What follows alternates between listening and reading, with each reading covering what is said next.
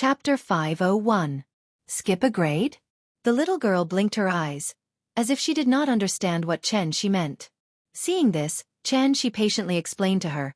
The teacher said that with your grades, you don't need to go to the second grade. You can go directly to the third grade and study with the third grade brothers and sisters. Nian, do you want to go? Hearing this, the little girl smiled proudly. Sure. The students in our class are too stupid. They can't even do such simple questions. I'm much smarter than them. I already know how to do the third grade questions. The little girl's grades were very good. It was inevitable that the teacher would take the initiative to give her special attention, so she had already done the third grade questions before.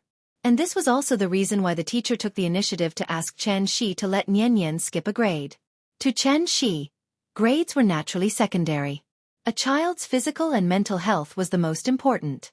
Therefore, even if the little girl showed an eager look, Xianxia was still a little worried and reminded her, Nian, you have to think carefully.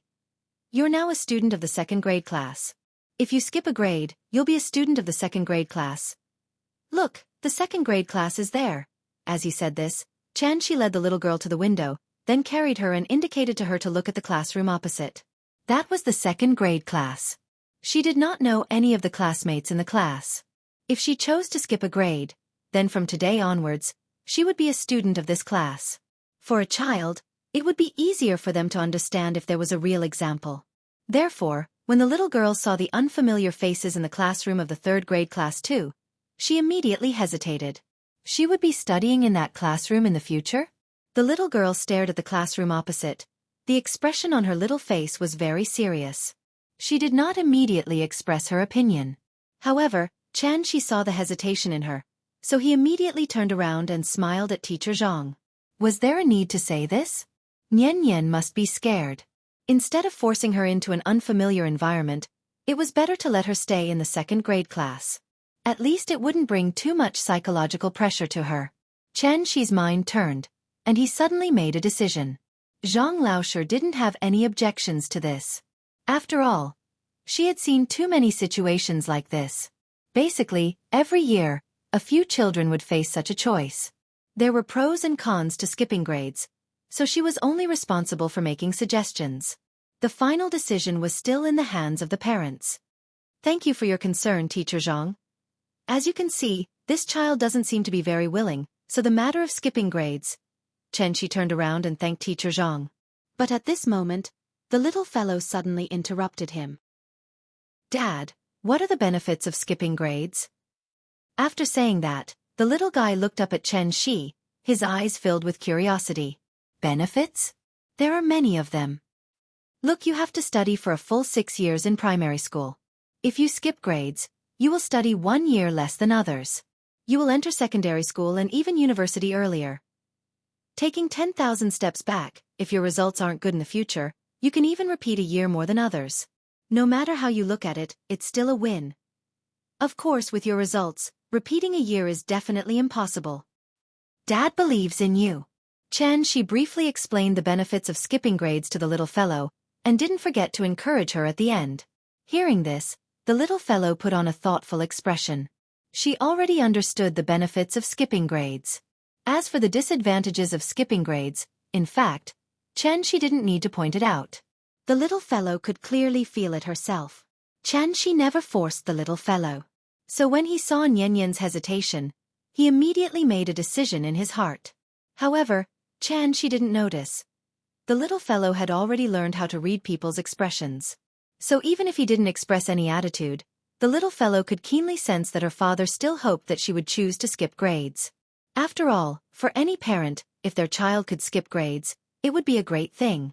Because this showed how outstanding their child was. Xianxia felt sorry for the little fellow, just like how the little fellow felt sorry for him. Nian didn't want to disappoint Xianxia.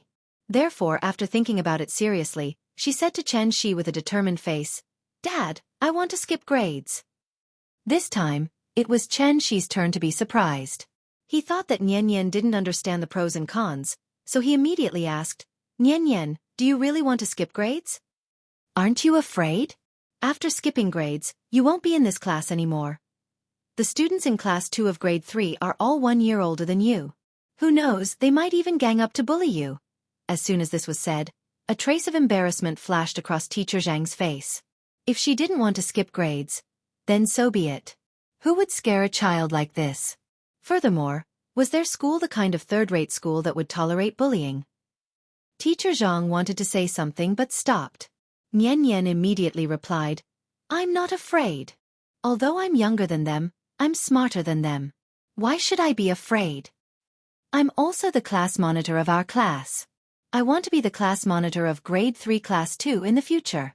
Also, no one in our class dares to bully me. I'll beat up whoever dares to bully me." At this point, Nian Nian clenched her little fist and added proudly, "This is what you taught me, Dad. Did you forget, Dad?" Hearing this, Xianxia instantly felt awkward. After glancing at Teacher Zhang with some embarrassment, he hurriedly stopped the little fellow's bold words. "Don't talk nonsense. Dad didn't teach you to hit people." "Dad, you clearly said that before." "When did I? When? The teacher is right next to us. Don't talk nonsense." I did. Dad is shameless." The father and daughter joked around for a while.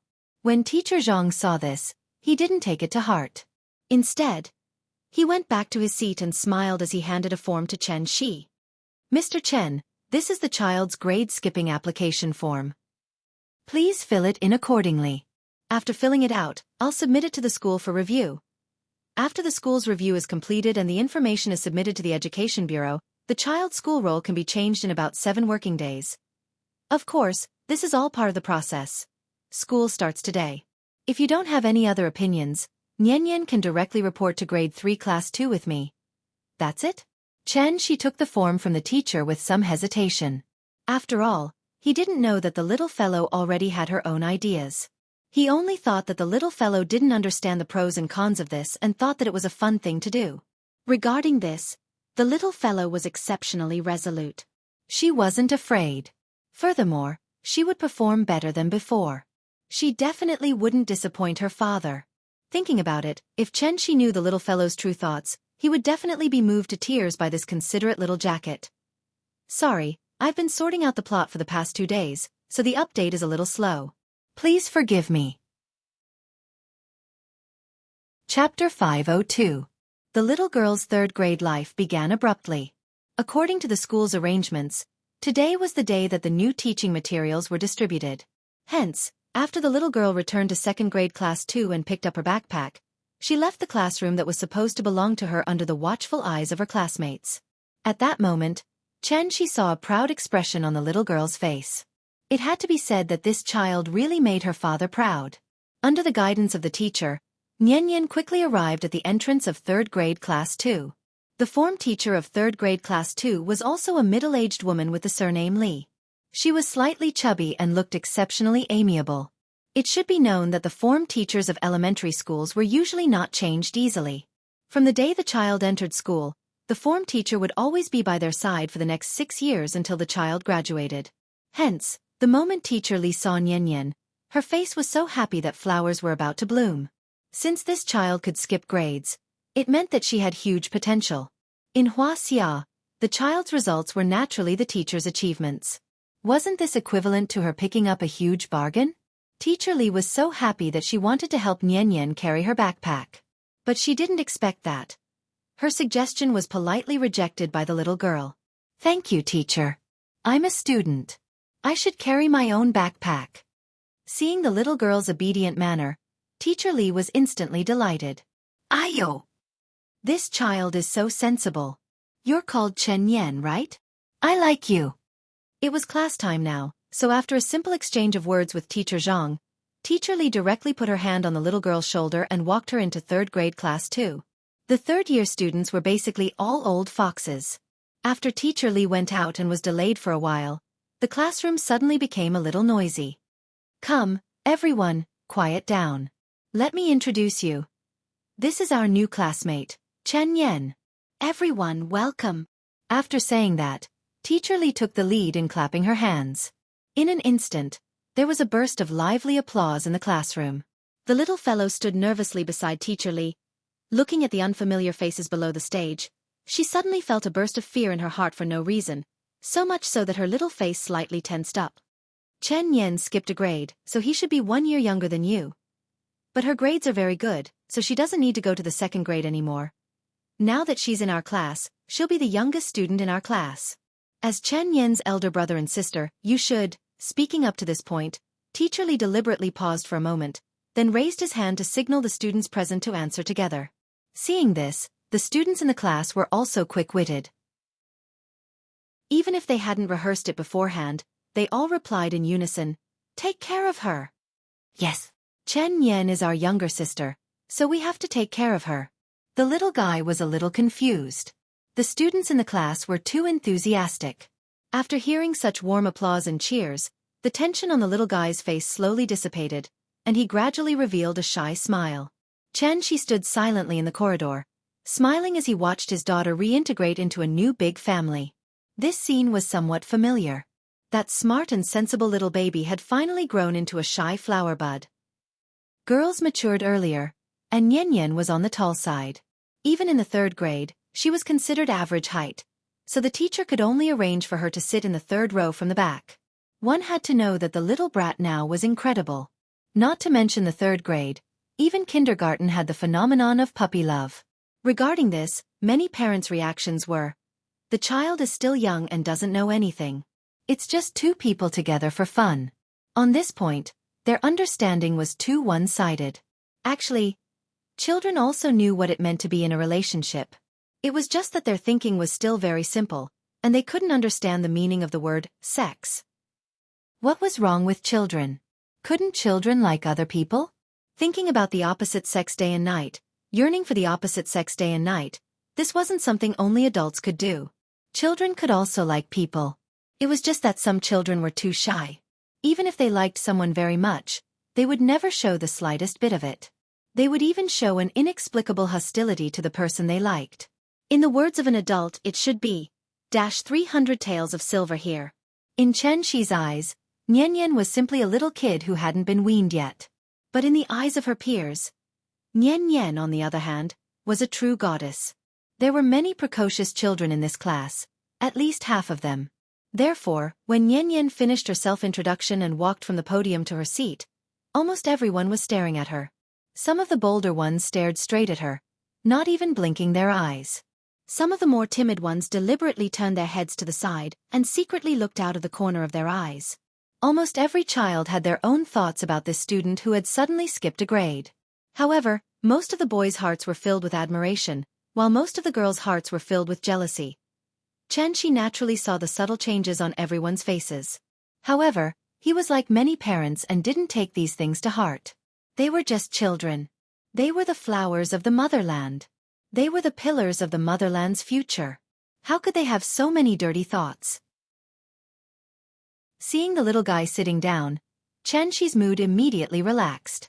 He gave Big Cat a look, and the cat immediately understood Xianxi's meaning. So, like a wisp of smoke, it leapt up to the big tree in the middle of the school building, and then laid down on a tree branch facing third-year class 2 to take a nap. Then, Xianxia nodded at the teacher through the window to thank him, and then quietly left. The little guy seemed to have noticed that her father had left, so she quickly looked out of the window, but there was no one there. Seeing this, a trace of disappointment flashed across her face. But soon, this disappointment disappeared with the new teaching materials handed out by the teacher. By the time she took out a fountain pen and solemnly wrote her name on the first page of each book, her third-year studies had officially begun. Thieves in first grade, thieves in second grade. No one chased after the third-grade beauties. Love letters from the fourth grade flew everywhere. Piles of homework from the fifth grade. Pairs of lovebirds from the sixth grade. This is our class song. Once, it was too loud and alarmed the teaching director. Then the whole class was scolded by him. Well, at that time, I was in third grade. The last few lines are more serious, so I won't write them here. Chapter 503. After settling the little girl down, Xianxia left the school. As soon as he walked out of the school gate, he looked up and saw Qin Ruiying in a white dress, waiting quietly by the side of the road. In fact, Xianxia had already said that there was no need for two people to pick up and drop off the child, but Qin Ruiying did not pay attention to him at all, and completely treated sending Nian to school as something that she had to do every day. Ying, okay, where do you want to go today? I'll go with you. Before he arrived, Chen Shi's voice came from afar. Qin Ruing thought for a while, but shook her head gently, and then responded very indifferently.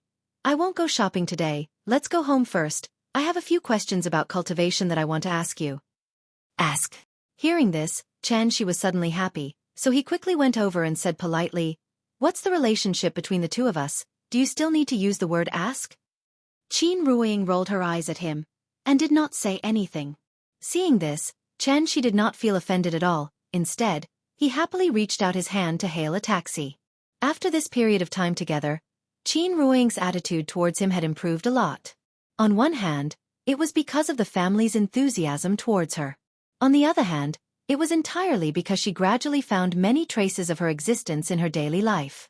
For example, the familiar feeling of walking in the alley, the flowers in the yard, and the photos in the phone, all of these things seemed to be saying, she was the mistress of this family. Therefore, Qin Ruing's attitude towards Chen Shi gradually improved. Although she had not recalled any memories of the past, at least she had regained the feeling of cultivation under the reminder of her sister-in-law. In addition, it seemed that only when she was cultivating, she could faintly find the intimate feeling that she had with Chen Shi. The many changes in Qin Ruing were naturally seen by Chen Shi. Therefore, every time he thought of this problem, he could not help but feel a burst of joy in his heart. If it continued to develop at this rate, wouldn't it not be long before he could climb into Yingying's bed again?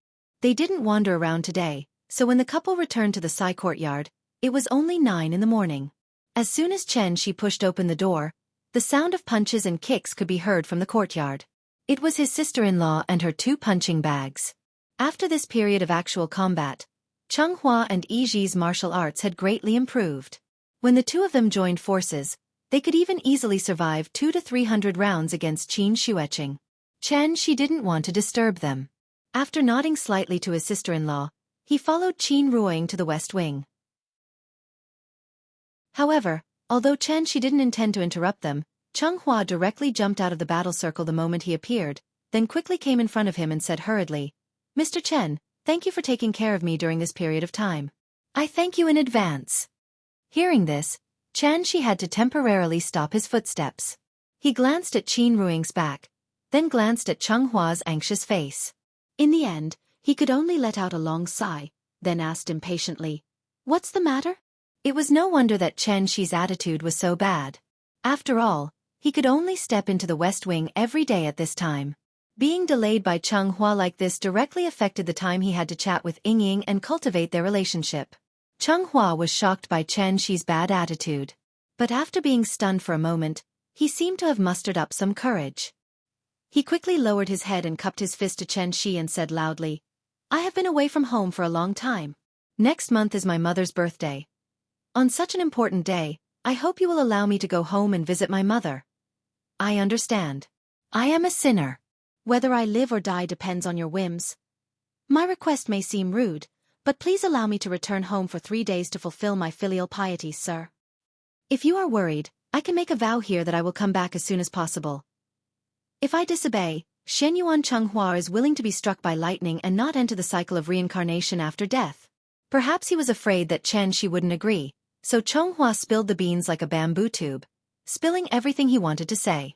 After speaking, this kid was like a child who had done something wrong. He tilted his head and peeked at Chen Shi eagerly. It is your mother's 100th birthday, so you want to go home to fulfill your filial piety? Hearing this, Chen Shi did not immediately respond. Instead, he looked at his sister-in-law thoughtfully. Although he had caught this kid with his own hands, he had already handed them over to his sister-in-law to deal with.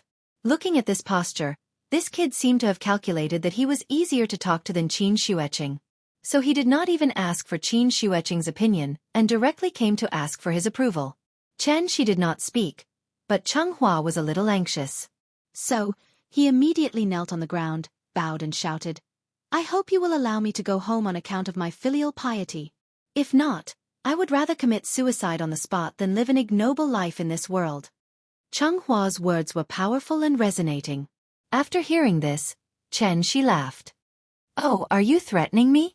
After hearing Chen Shi's words, Chenghua's heart suddenly jumped. He suddenly remembered Chen Shi's character. Oh no! Mr. Chen was always amenable to coaxing but not coercion. He had to change his method of asking him. Thinking of this, Chonghua immediately changed his strategy. Instead, he looked at Xianxia with grief and indignation.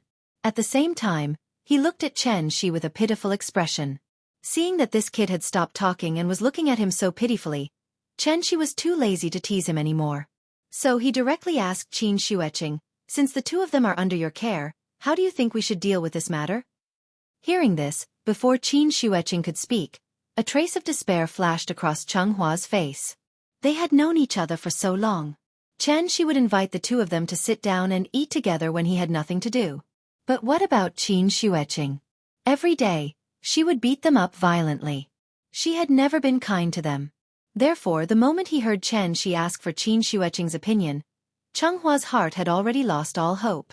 But what Chonghua did not expect was Xianxia's answer was 10,000 times better than he had imagined. Everyone has parents. Since he is so filial, this request is not too much.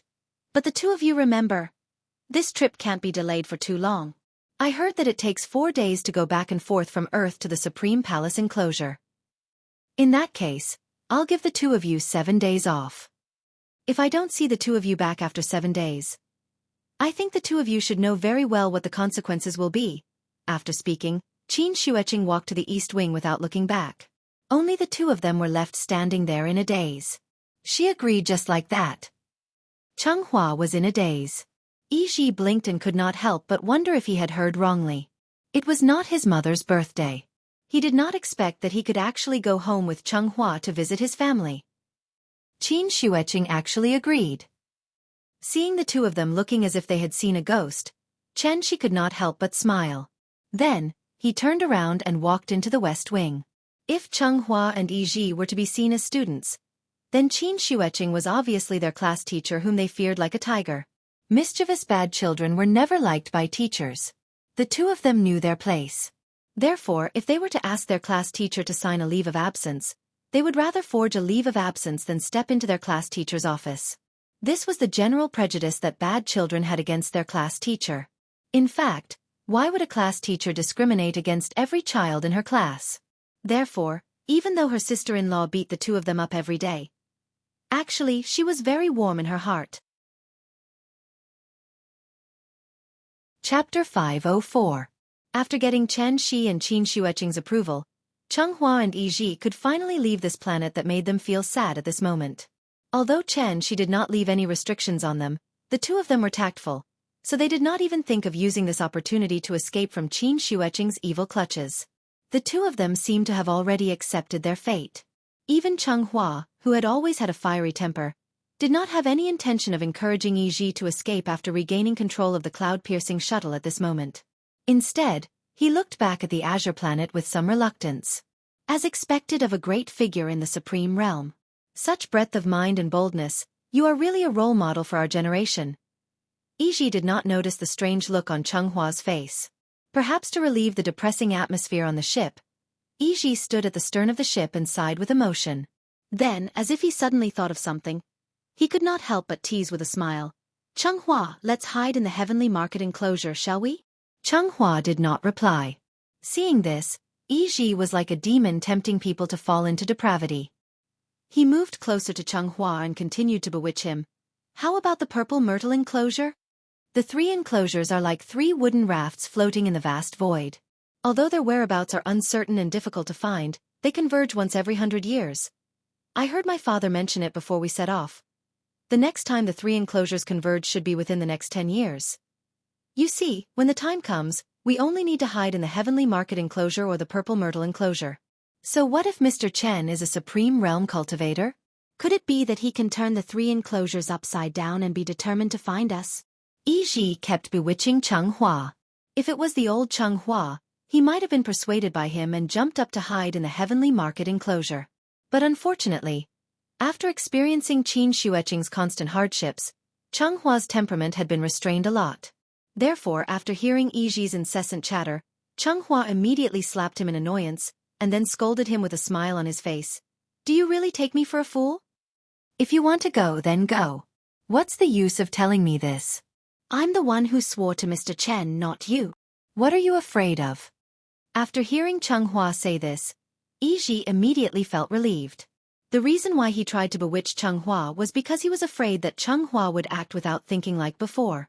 As the saying goes, a fall into the pit, a gain in your wit. Yiji was very pleased with Xianghua's change, so he sat next to him with a smile, and then chatted with him casually. Xianxia, I don't know what you're thinking, but I think it's actually pretty good for us to stay here. Although we're controlled by others and are punched and kicked by that evil woman every day like a slave. But if we think about it from another perspective, the two of us seem to have learned a lot from it. What's more, Mr. Chen is still in the supreme stage. Even if it's just a simple sentence or two, it will be of great benefit to our future cultivation, so. At this point, Yiji deliberately paused, and then said with a determined face, after 7 days, I will definitely be back here. After hearing Yiji's words, Xianxia seemed to be a little dispirited and didn't seem to be interested in paying attention to him at all.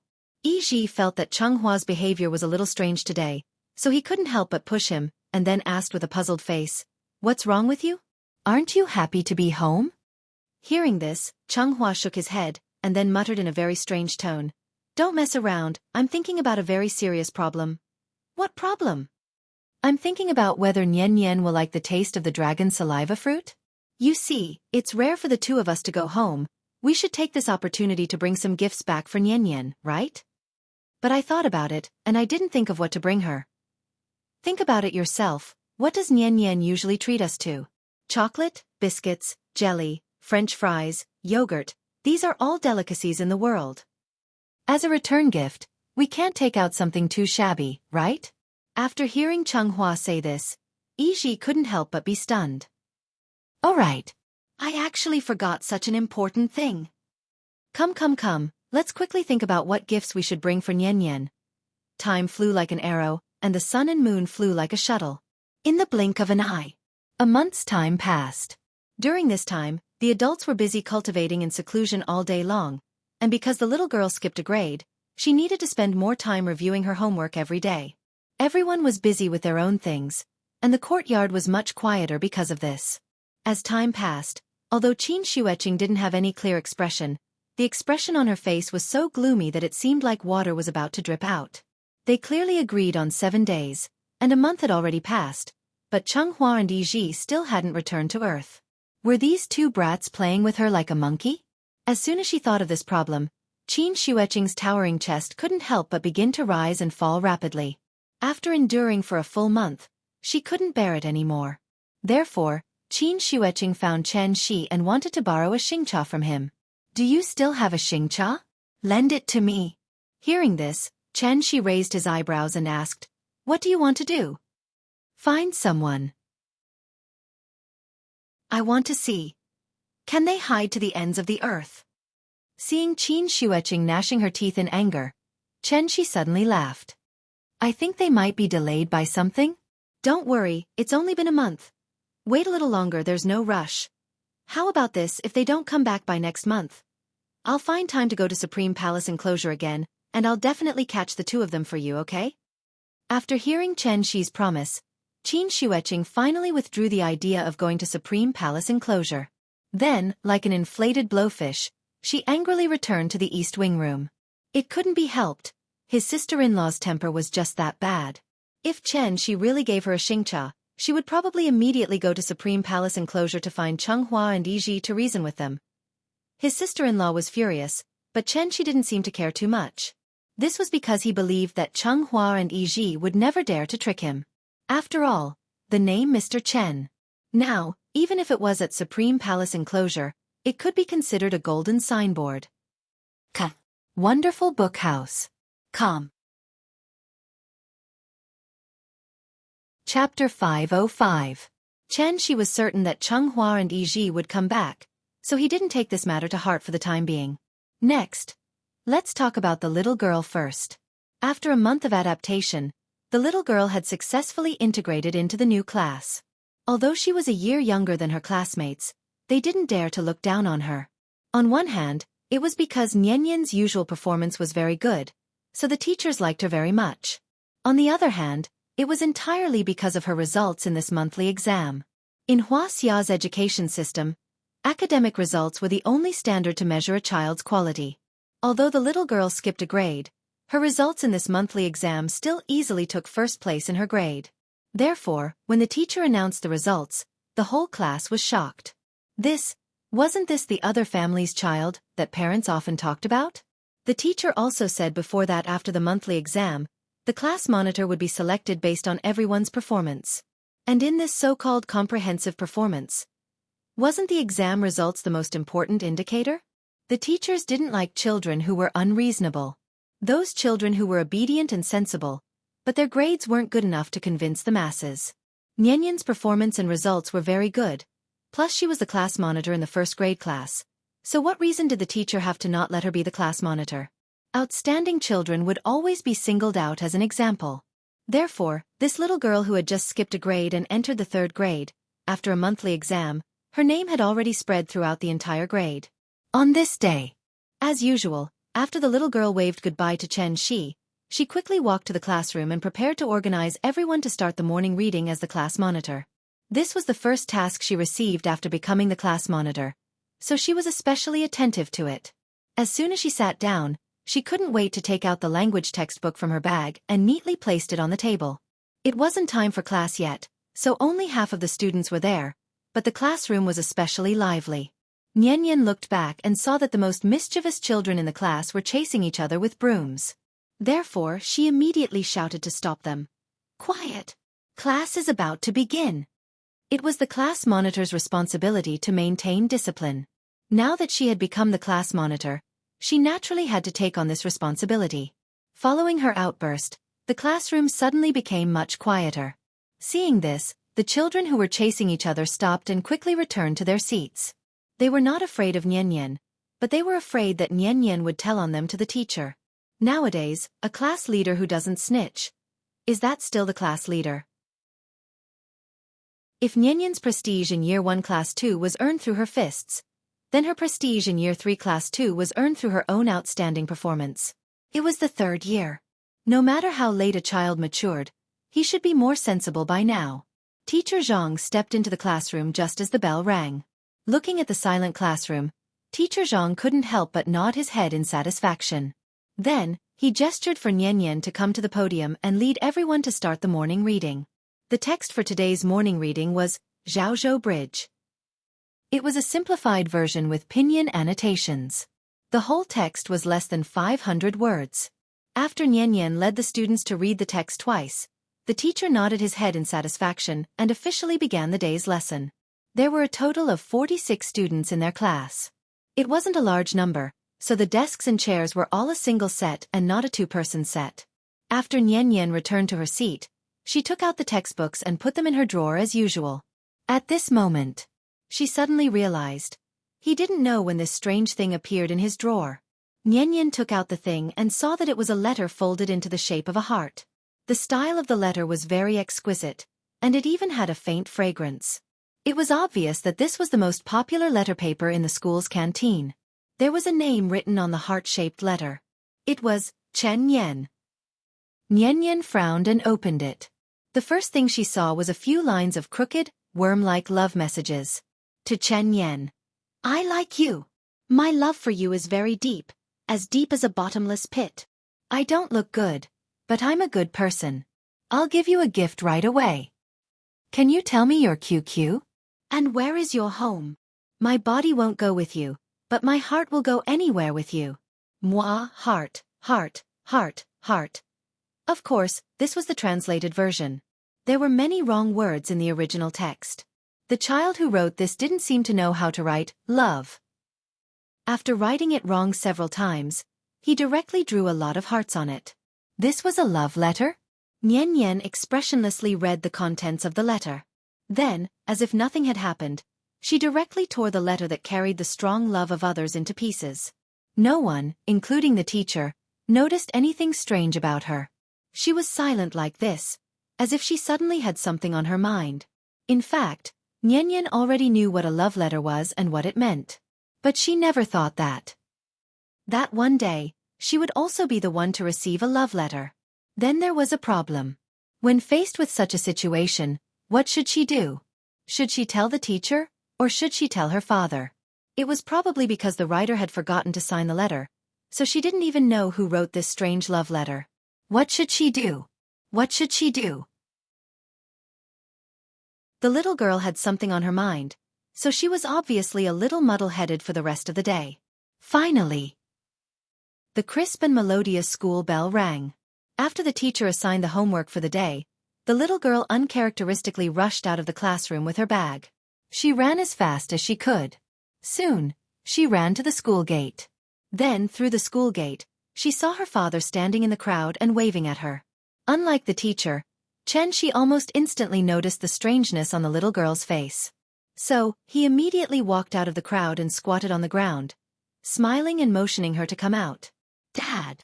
As if she had suffered a great grievance, the little girl ran out of the school gate and threw herself into Xianxia's arms. Seeing this, Xianxia's eyebrows suddenly twisted. Nian, what's wrong? Were you bullied at school? Don't be afraid, tell Dad what happened, Dad will help you. When I was writing, I suddenly thought of a song. Let me recommend Love Letter by Jackie Chungo. Unfortunately, love is not a few drops of tears or a few love letters. This may be a little cruel. People who wait for others to give them happiness often don't live happily. Chapter 506. Looking at his daughter's depressed look, Xianxia's heart suddenly clenched. After he walked out of the crowd with the little girl, he immediately squatted on the ground, then hugged her and asked patiently, Nian, what's wrong? Did someone bully you? Although the little girl's face had a somewhat aggrieved expression, it did not look like she was bullied. Moreover, with her current physical condition, if she was really angry and went berserk, there would be no problem for her to beat up children of the same age.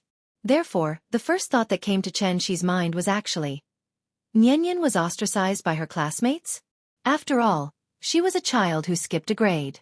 It was normal for her to not be able to integrate into the new group in a short period of time. Xianxia had already mentally prepared himself for this, so he immediately began to think about how he could enlighten the little girl. A person's life was a process of constant adaptation. If she wanted to shrink back because she could not adapt to skipping a grade, how could Nian smoothly adapt to other environments in the future? He had to persuade her properly. But on second thought, Xianxia had an idea in his mind. But at this moment, the little girl suddenly said timidly, Daddy, someone wrote me a letter. Ah! A letter? What letter? Suddenly hearing Nian's words, Xianxia's train of thought was suddenly disrupted. A letter? What did she mean? He did not react at all. The father and daughter stood by the street, staring at each other blankly. In an instant, Xianxia only felt a flash of lightning in his mind, and almost instantly, he vaguely understood the meaning of the little girl's words. So, he immediately squeezed out a smile, then pretended to be relaxed and asked, Nian, who wrote you a letter? Can you show it to Daddy? As soon as his voice fell, Xianxia pretended to look at the little girl with a face full of anticipation. However, what he did not expect was, the little girl who had always been obedient to him, this time after hearing his words, shook her head at him for the first time. It's over. Seeing the little fellow's performance, Xianxia's heart sank. She thought about how the cabbage she had painstakingly planted had been eaten by the pig next door before it was time for it to bloom and bear fruit. At that moment, Xianxia even had the urge to kill. It must be those bad kids who bullied Nian for her ignorance. Otherwise, how could a child like her understand such things? Lousy school. I will tear it down tomorrow. As a kind and open-minded father, Xianxia firmly believed that his daughter could still be saved.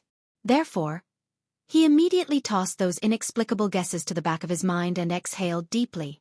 Then, he put on an extremely solemn expression. No matter what, he had to make the little guy realize the seriousness of this problem today. However, just as Xianxia was about to reprimand her, the little girl seemed to have suddenly thought of something and replied calmly, I tore up the letter. Torn? Xianxia was stunned. Then he took the little girl into his arms and laughed excitedly. My youngest daughter is sensible. Well done. Well done. MD. He had long heard that children nowadays were very mature. But he also did not expect to think that children nowadays would mature to such an extent. Nian was only a little over 7 years old. Although she had skipped a grade and her classmates were generally 1 or 2 years older than her, they were still only 8 or 9 years old children. Don't you want to watch cartoons anymore? Not playing Mobile Legends? actually had the leisure to come and flirt with his daughter. Fortunately, Nian did not let him down. If it were not for the many parents at the school gate, Xianxia was afraid that he would be so excited that he would shout to the sky, "Well done!" Xianxia was very satisfied with the little fellow's way of dealing with it. But on second thought, he could not help but feel a little worried. After all, the problem of puppy love was more serious than being unable to adapt to skipping a grade. Looking at the cute little girl in front of him, Xianxia could not help but feel a little lost. How should he put it? In Xianxi's eyes, Nian was simply a child who did not even show any gender characteristics. Children were children. Children were not differentiated by gender. But now, someone had actually started to write a love letter to Nian. Although Nian tore the letter, this could only treat the symptoms and not the root cause. In fact, Xianxia was very clear in his heart. As the child continued to grow up, Nian's charm would only increase. Just like Ying in the past, the grown-up Nian only needed to stand there and it should be enough to attract the attention of all the opposite sex nearby. Now that the first love letter had appeared, there would definitely be a second one, a third one, and even countless of them. Then there was a problem. As a parent, what should he do? Even when he was besieged by the four immortals, Xianxia was not so nervous. He frowned tightly and kept telling himself not to think too much, but he still could not help but think of the worst. Some things, the more he thought about it, the more terrifying it was. Xianxia frowned and didn't say anything. The little girl waited for a long time. After seeing that her father was still frowning, she tilted her head slightly and pondered. She was a very smart child and naturally knew what her father was worried about. Therefore, after hesitating for a moment, Nian took the initiative to hug Xianxi's neck and said softly, "Dad, don't worry, I won't fall in love at a young age." Xianxia subconsciously swallowed her saliva. He was still hesitating on how to bring it up, but he did not expect the little girl to take the initiative to mention this issue. A child who was just over 7 years old actually discussed the topic of puppy love with her parents. Such a scene, just thinking about it, would feel a little awkward and strange. Nian, do you know what puppy love means? I know, there used to be a lot of people in our class who fell in love at a young age, but I didn't tell the teacher. Really? Xianxia was shocked.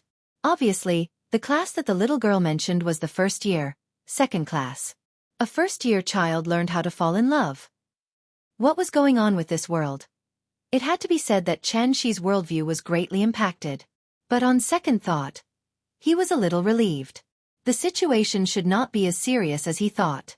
After all, the information on the internet was too advanced now. The amount of information that children could obtain was far more than children in the 80s and 90s. Naturally, they would know more than children in the 80s and 90s. Falling in love was a popular word at the moment. Children were very curious, so naturally, they would learn this slightly novel way of getting along with each other from various channels. Coupled with the special nature of the school environment, it was not surprising that there were many young couples in a class under the vicious influence of spreading rumors. Chapter 507. Nian if. At this point, Xianxia could not help but pause. After hesitating for a moment, he nervously probed, "If you have someone you like in the future, you know what it means to like, right? It means that you really want to play with someone every day, and that person also likes to play with you.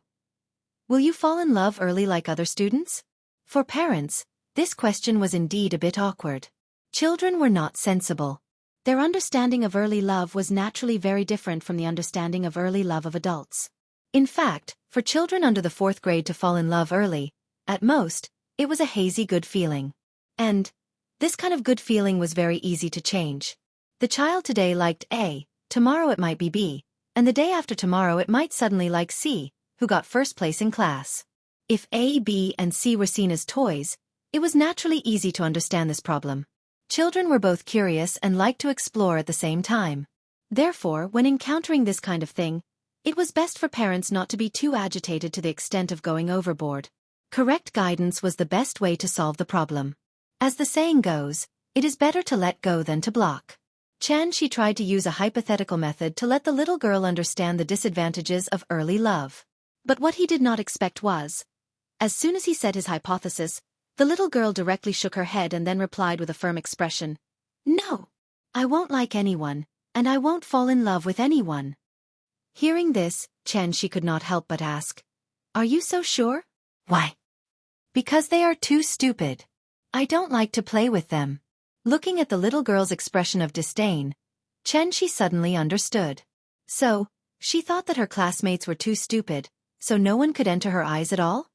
Although Wenwen and Mingming are also very stupid.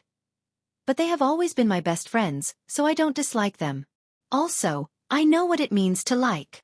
If puppy love means two people are together all day long, then if I play with Wenwen and Mingming every day, isn't that also early love? We're not dating. We're good friends.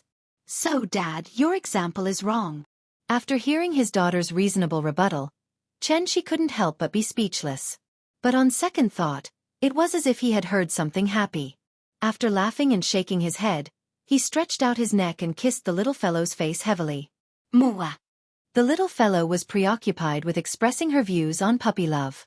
Suddenly, she was ambushed by Xianxia and immediately forgot what she was going to say next. "Daddy, you're so annoying." After saying that, the little thing buried its head in Xianxia's shoulder, seemingly a little shy. "Silly child, are you shy now?" After today's conversation, Xianxia finally realized Nian was really starting to grow up. Time is always relative. Now, let's rewind time to 1 month ago. After a period of hurrying, Changhua and Yiji successfully arrived at the Supreme Palace enclosure on the third day after they set off. Xianxia didn't have the habit of showing off in front of children, so the two of them didn't know that Xianxia had caused a ruckus in the jade-clear grotto heaven. They also didn't know that the Tuoba family had suffered heavy losses because of it. As the instigators of all this, the two brats only had the chance to visit home after leaving home for almost a year. Thus, just as the cloud-piercing shuttle flew into the sky above Ning province, Yiji couldn't contain his excitement anymore. He jumped off the cloud-piercing shuttle and flew as fast as he could to the Dongfang family. He had already discussed with Changhua beforehand. Everyone would go back to their own families and find their mothers. 3 days later, they would meet here and head back to Earth together. The three great families of Ning province were the Shenyuan family, the Dongfang family, and the Tuoba family. In terms of status, the two of them actually had very high positions in their families. But it was also because of this that the pressure they faced far exceeded that of their peers. Changhua could be used as an example. His father was Genrio, one of the 8 great elders of the Shenyuan family. Since he was one of the 8 great elders of the Shenyuan family, Genrio's cultivation naturally wouldn't be weak. In reality, Genrio, who was in the early stage of soul formation, was already more than 800 years old. Immortal cultivators had long lifespans, but when it came to bearing children, they were far inferior to mortals. As the saying goes, the unseen world has its own will. Under the influence of the laws of heaven and earth, the higher one's cultivation, the lower their chances of bearing children. Genrio had 9 sons and 4 daughters in his life. Changhua was Genrio's youngest child, and at the same time, his last child. Chenghua's talent wasn't bad. In addition, Genrio had a child at an old age, so it was inevitable that he would especially spoil this youngest child. Logically speaking, Changhua should have lived a very comfortable life since he was born in one of the 3 great families of Ning province, and his father was one of the 8 great elders of the Shenyuan family. After all, he was a rich second generation. But it was a pity. Reality was always slightly different from what outsiders imagined. In reality, Chenghua's life wasn't good at all. Chenghua's mother was called Zhang, and she came from a small family in Ning province. Because of her outstanding appearance, Genrio made an exception and took her in as a concubine. What needed to be understood here was how long a cultivator's life was. If one didn't have someone to accompany them on the long road, wouldn't their life be very lonely? Because of this, cultivators usually viewed status as extremely important. Even though Shenyuan Yuanliang had countless women, other than his first wife, First Madam, the only one who had a proper status with him was the second Madam, Madam Zhang. From this, it could be seen that Zhang was definitely not someone to be trifled with. However, although Zhang's methods were powerful, she was still a woman, so there were many things that Zhang couldn't decide. For example, Chenghua's eldest brother always used the excuse of training as an excuse to often throw Changhua into an extremely dangerous place, and left him to fend for himself there. And this was the fundamental reason why Changhua dared to recklessly enter the Tianshu ruins later on. As a mother, Zhang saw everything, but she couldn't think of any way to help her son, who asked Xianxia to only have one big brother left. Both of them were flesh and blood. In addition, his eldest brother always had a reasonable explanation, so Genrio wouldn't help his youngest son at all. Instead, he would think that his eldest son did the right thing. No matter how noble their birth was, cultivators would face all kinds of unexpected difficulties and crises in their lives. If they could make it through, it would be an opportunity. If they couldn't make it through, it would be fate. Everyone was already used to this. Xianxia should have had many brothers and sisters. Unfortunately, most of his brothers and sisters had fallen. Now, only the powerful fifth brother and eighth sister, who had already married into the Dongfang family, were left. Genrio didn't want to be sad, so from the day Xianxia was born, his fifth brother became the eldest brother, and his eighth sister became the second sister. Under normal circumstances, siblings should help each other and complement each other. Xianghua's family was an exception. If one had to use a word to describe the relationship between the two brothers, then this word must be, like strangers. Chapter 508. Xianghua's eldest brother was Xianxia, who was over 300 years old this year. Ever since he broke through to Yuanying, Xianxia had been given a position in the family as a steward. He was considered to have officially stepped into the core management of the Shen Yuan family.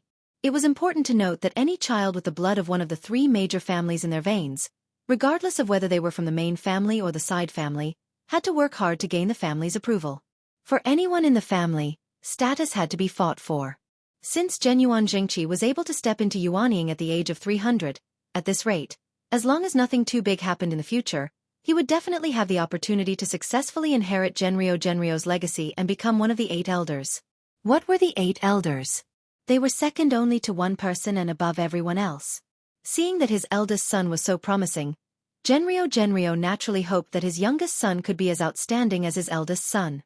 Thus, after Xianxia was born, Genrio handed over the task of educating him to Xianxia. And this was the beginning of Xianghua's tragedy. Xianxia didn't seem to like this little brother of his. After all, they weren't born from the same mother. When Xianxia was still an infant, Xianxia used the excuse of cleansing his meridians to soak Xianxia in all sorts of strange potions. He even called it a medicinal bath. Zhang had secretly investigated this so-called medicinal bath. Based on the dregs of the medicine left behind, she could roughly confirm that the medicine inside was poisonous. Because of this, Zhang didn't hesitate to have a big argument with Xianxia. She always felt that Xianghua's half-brother had ulterior motives. He might want to murder Xianxia, so she didn't want Xianxia to get close to Xianxia. Zhang originally wanted to use this opportunity to completely drive Xianxia away from Xianxia. Who would have thought that when Genrio heard about this, he would only ask Xianxia to show her the ancient book that recorded the formula of the medicinal bath, and then mercilessly scolded her. This ancient book was painstakingly obtained by Xianxia from the Jade Clear Cave Heaven. I have already checked it beforehand. The herbs used in the book seem to be poisonous, but in fact, the principle of using poison to fight poison is used. Therefore, the effect of the medicine is better than ordinary herbs. Xianxia is my child, and so is Xianxia. Since they are brothers, why would Xianxia hurt Xianxia for no reason? I think you are measuring the heart of a gentleman with the yardstick of a villain. Don't blame me for not reminding you. Xianghua's talent is slightly better than Xianxia's. If he ends up with nothing in the future, don't blame me for not caring about the relationship between husband and wife. Genrio was one of the 8 elders in the family, and also the head of the family. His words naturally carried a lot of weight. After this, Zhang lost the right to raise Xianxia. Mother and son could only see each other on certain days. For the rest of the time, Xianxia could only bitterly endure all kinds of inhumane torture in Xianxia. Of course, Xianxia would never torture Xianxia himself. He would only be like a god who was high up in the sky. He would give his younger brother all kinds of death-seeking missions, and he would call it training. Fortunately, no matter how difficult these experiences were, Xianxia still managed to pull through in the end. As for the love and hate entanglement between Xianxia and his older brother, I won't go into too much detail here. Let's get back to the main story first. Today was Zhang's birthday, which was also her 100th birthday. 100 years old. No matter how long a cultivator lived, how many 100 years could they live in their lifetime? What's more, for someone like Zhang who wasn't very talented, there was basically no hope of yuanying in this lifetime. If it had been someone else, they would have definitely thrown a big party when their birthday was coming to an end. Genrio originally planned to do this as well. After all, he was one of the 8 elders of the Shen Yuan family. Whenever there was a happy occasion in the family, even the head of the family would personally come to congratulate him. But it was a pity. Ever since Zhang found out that Chenghua had entered the Tianshu ruins, she shut herself in her room and refused to see anyone. Genrio originally wanted to take advantage of her birthday to comfort her, but he didn't expect that Zhang would mercilessly block him outside the room. Now that Hua's life is uncertain, as his mother, I really don't have the leisure to do that. Please don't blame me. Genrio didn't force his way in, nor did he use his divine sense to probe the situation in the room. This was because he heard a trace of despair in Zhang's voice. That's right. Now that Chenghua's life was uncertain, how could Zhang still smile? Ever since the day she wreaked havoc in the Jade Clear Grotto Heaven, everyone had a new understanding of the Tianshu ruins. Although the truth wasn't as mysterious as the legends, at least everyone knew that there was at least one supreme being living in there. What's more, this supreme being could even fight the 4 perfected masters of the Jade Clear Grotto Heaven alone. Then, with his methods, could it be that he couldn't block the heart flame lamp senses? Therefore, even if Chenghua's heart flame lamp hadn't been extinguished, Genrio found it very hard to believe that Chenghua was still alive in this world. Sigh. After a deep sigh, Genrio could only silently turn around and leave. In order to not let anyone disturb Zhang, Genrio didn't forget to remind the servants not to let anyone take half a step into the courtyard after leaving. Now, he could only hope that Zhang could walk out of this shadow as soon as possible. After all, Genrio had lived for several 100 years and was already used to seeing life and death. Therefore, when he learned that Chenghua might never come back, he didn't appear too sad or emotional. It was impossible to say that he wasn't sad. But, what was the use of being sad? As an immortal cultivator, Genrio had experienced too many life and death separations in his life. That old heart of his had long been numb. But it was precisely because his heart had long been numb that Genrio didn't know at all. This woman who had locked herself in her room all day because of the loss of her son, in such a state of despair, what terrible things would she do? In a dim room, Zhang sat quietly by the bed alone, holding an old rag doll in her hand. This rag doll was personally sewn for Chenghua. It was also Chenghua's favorite toy when he was young. Perhaps she was thinking of him when she saw it. Zhang gently stroked the rag doll with her fingers as she softly muttered, don't worry. Mother has already reached an agreement with the Holy Church. Very soon, they will let Big Brother accompany you to the Tianshu ruins. Her voice was very soft, but the expression on her face was very strange. Sometimes she chuckled, sometimes she was sad. As if she was possessed, it gave people a horrifying and strange feeling. 9 Heavens Divine Emperor. Chapter 509. The first madam had passed away many years ago, so apart from Genrio, Zhang had the highest status in the family. However, so what if she had a high status? Genrio still thought that Zhang's cultivation was too low, and that she was not talented enough to guide Chenghua properly. That was why he had left Chenghua in the care of his eldest brother since he was young. But what happened in the end? Now that Chenghua's fate was unknown, Zhang naturally took it to heart. She felt that Chenghua was forced to his death by his eldest brother and father. Her son was forced to his death, so as Chenghua's mother, how could she continue to remain calm? One had to know that when a woman went crazy, she would not recognize her own family. To Zhang, although the Shen Yuan family was huge, there was nothing in it that she was reluctant to part with. Chenghua's trip to the Tianshu ruins could only end in death. As a result, Madame Zhang's heart was filled with hatred. She hated everyone, including Genrio. Just as she had said before, if something really happened to Chenghua, she would make sure that the entire Shen Yuan family was buried with him. The Holy Church had already responded, so Zhang believed that her plan would come to fruition soon. Zhang silently planned. At this moment, a figure completely ignored Genrio's ban and forced his way into her courtyard. Genrio had set up a restriction on the entrance of the courtyard. allowing only people to leave and not enter. Thus, this person could only use all his strength to break through the restriction and try to force his way in. Soon, this commotion alerted the guards in the courtyard. Seeing that the guards were rushing over, the intruder turned around and shouted at them excitedly. "Open the restriction! I want to see my mother!" As soon as he appeared, the guards were stunned. He saw that this person was wearing a white short-sleeved shirt on his upper body and a pair of ripped jeans on his lower body. Coupled with his short hair, he looked somewhat out of place with the surrounding environment. His attire was a little strange. After careful observation, the guards finally dared to confirm that the person in front of them was the long-missing second young master. Second young master really came back. What are you waiting for? Hurry up! Seeing that everyone was hesitating, Chonghua no longer bothered with them. He looked around and found that the secret key to open the restriction was on one of the guards' waist.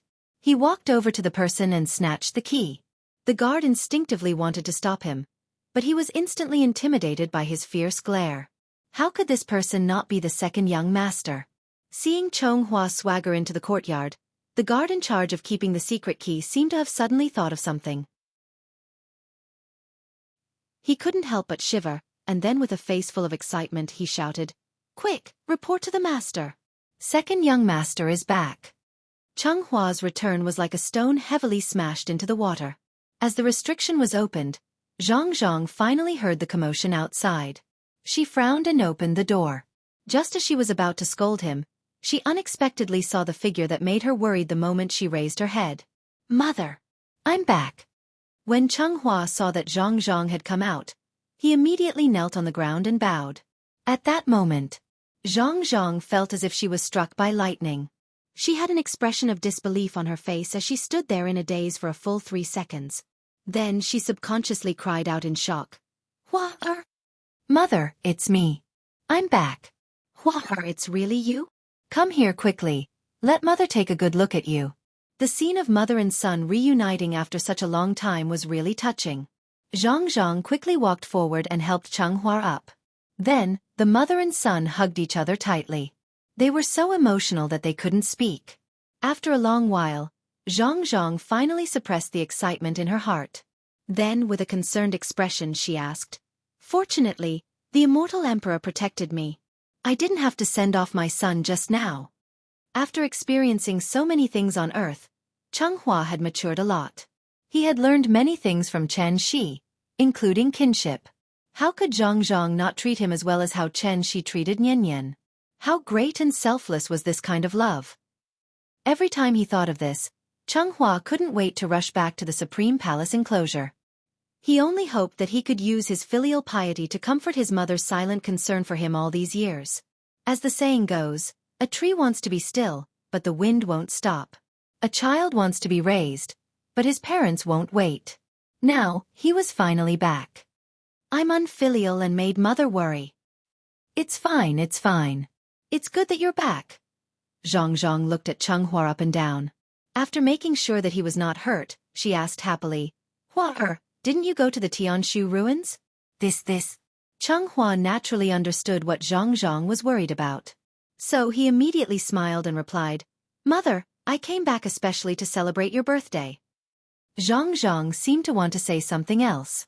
Seeing this, Chonghua directly held her arm and said with a smile, "Let's go. I'll help you back to the house first. Then, I'll tell you what happened in detail." The mother and son returned to the room. Then, under Zhang's incredulous gaze, Chonghua recounted his experience during this period of time in detail.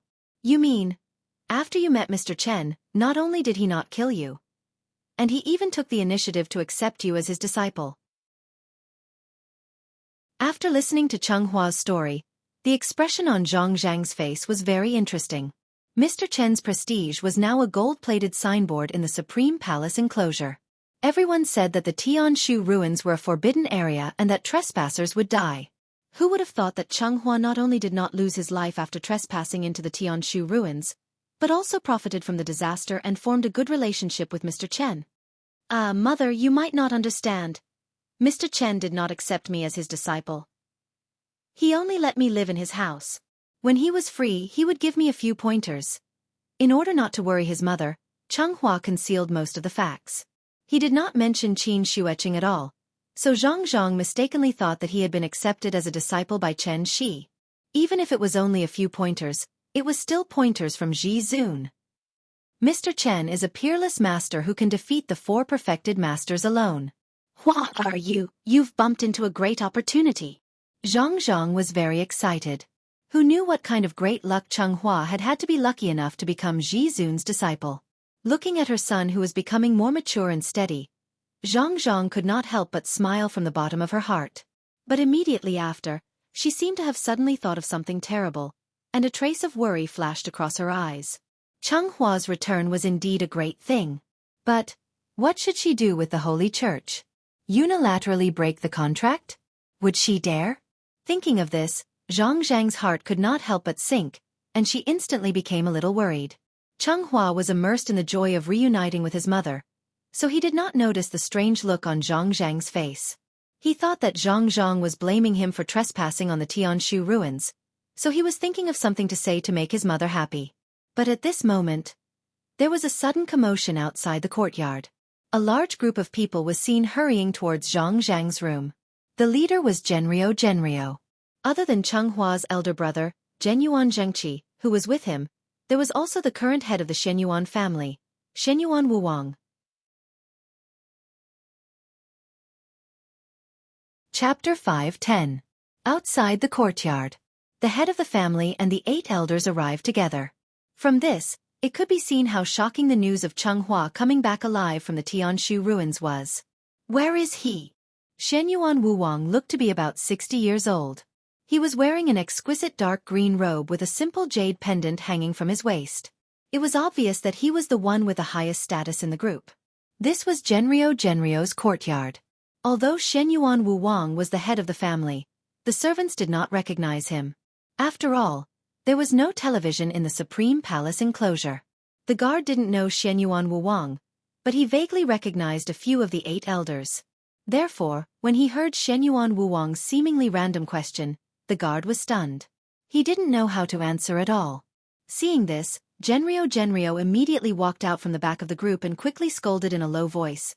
Fool, the head of the family is asking you a question. Why aren't you answering? Where did Changhua go? After hearing the head of the family scolding, the guard replied with a look of realization. Master, the second young master has been staying in the second madam's room ever since he came back. He did not go anywhere. All right, get out of here. The Shenyuan family was very large. If one had to describe it, the Shenyuan family could be considered a county. The head of the family was the county head, and the 8 elders were the mayors of the various towns. Now that the county head was here, it was understandable that the servants were slightly negligent. Although Genrio was very impressive all day, in front of the head of the family, he was very much like a bootlicker who only knew how to nod his head and bow his head. And this was the specialty of the Supreme Palace enclosure. That was the feudal hierarchy. Under the rules of this system, the head of the family's authority could not be challenged. Fortunately, Shenyuan Wuwang seemed to be in a good mood today. Therefore, after hearing the guard's answer, Shenyuan Wuwang did not show any intention of blaming him. After casually waving his hand, he strode into the courtyard. When his entourage saw this, they all followed behind him and swarmed into the courtyard like a swarm of bees. At this time, Changhua also heard the commotion outside the house. After signaling his mother not to get up, he walked to the door and pushed it open. At that moment, everyone's eyes were focused on him. This was Genrio's youngest son, Shenyuan Changhua, a little brat who hadn't even had a coronation ceremony. If not for the fact that Changhua had returned alive from the Tianshu ruins, most of the people present would have forgotten that Genrio had such an outstanding son. Why aren't you kneeling down?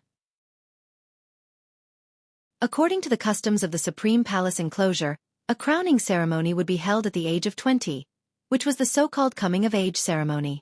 Before the crowning ceremony was held, juniors like Changhua did not even have the right to step into the ancestral hall of the clan.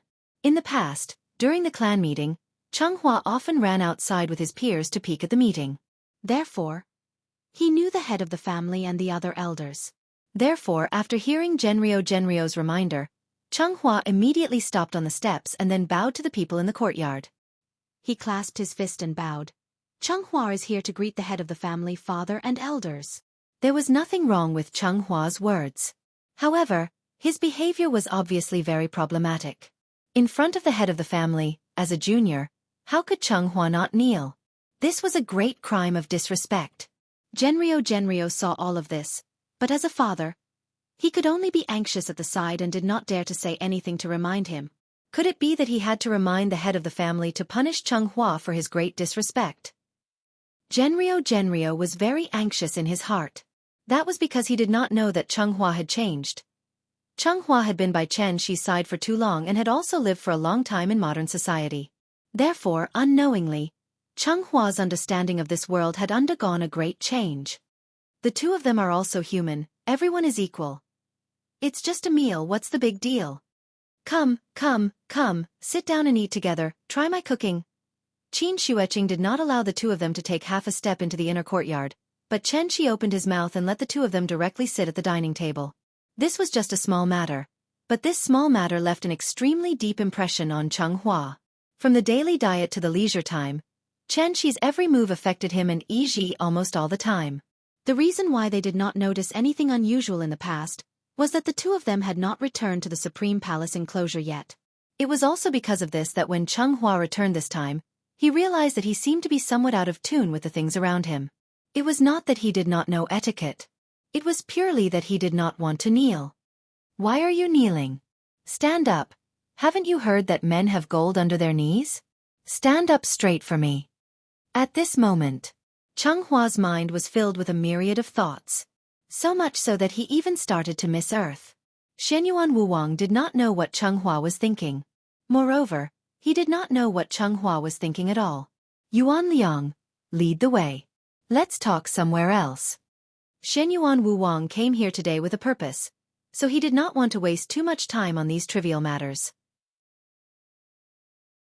At his command, the master let Genrio lead everyone to sit in the main hall of the courtyard one by one. After that, in front of everyone present, Xianghua repeated everything he had just said to Zhang. His reaction was more or less the same as Zhang's. After everyone heard that Xianghua had been living in Mr. Chen's house all this time, the expressions on their faces were as interesting as it could be. After Xianghua roughly recounted his experience, he stood to the side and quietly waited for the master to ask questions. After pondering for a while, the master frowned and asked softly, "In other words, Mr. Chen has already taken you in?" It was no wonder that everyone understood this. After all, the Supreme Palace enclosure was not Earth. Other than Chen Shi, who would take a captive in their own house and provide them with good food and drinks.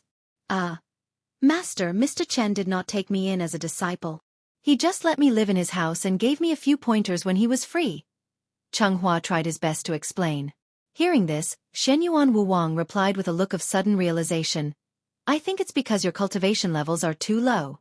Mr. Chen was afraid that you two would embarrass him, so he didn't give you a master and disciple status. If that's the case, you really can't claim to be his disciple. As soon as this was said, the 8 elders suddenly seemed to have figured something out. They could not help but nod in agreement. Master, you're right. Seeing that this misunderstanding was getting bigger and bigger, Xianghua hesitated for a moment, but in the end, he forced himself to swallow the words that had already been on the tip of his tongue. Anyway, there was nothing wrong with being Mr. Chen's disciple. Since everyone had to understand it this way, he could only let it be.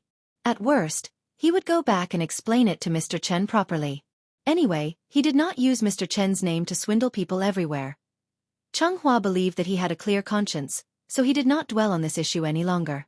Since Shenyuan Wuwang had asked what he wanted to ask and understood what he needed to understand, Xianghua guessed that it was time for them to leave, so he tactfully excused himself and left the main hall. Of course, he did not go far. Instead, he waited silently outside the house so that he could send the elders off later. Xianghua stood outside the door and waited, bored to death. However, at this moment, his name suddenly rang out in the main hall. Yuan Liang, you really have a good son. This child is called Xianghua, right? What are his birth characters? Is he betrothed now? Coincidentally, I have a niece. She's 16 years old and has yet to be betrothed. I wonder, Yuan Liang, are you willing to become my in-laws? At that moment, Xianghua felt as if a basin of cold water had been poured over him from head to toe. Before Genryo could even open his mouth to reply, he rushed into the main hall as if he had been electrocuted. Then, in front of the master, he shouted at everyone, "No!"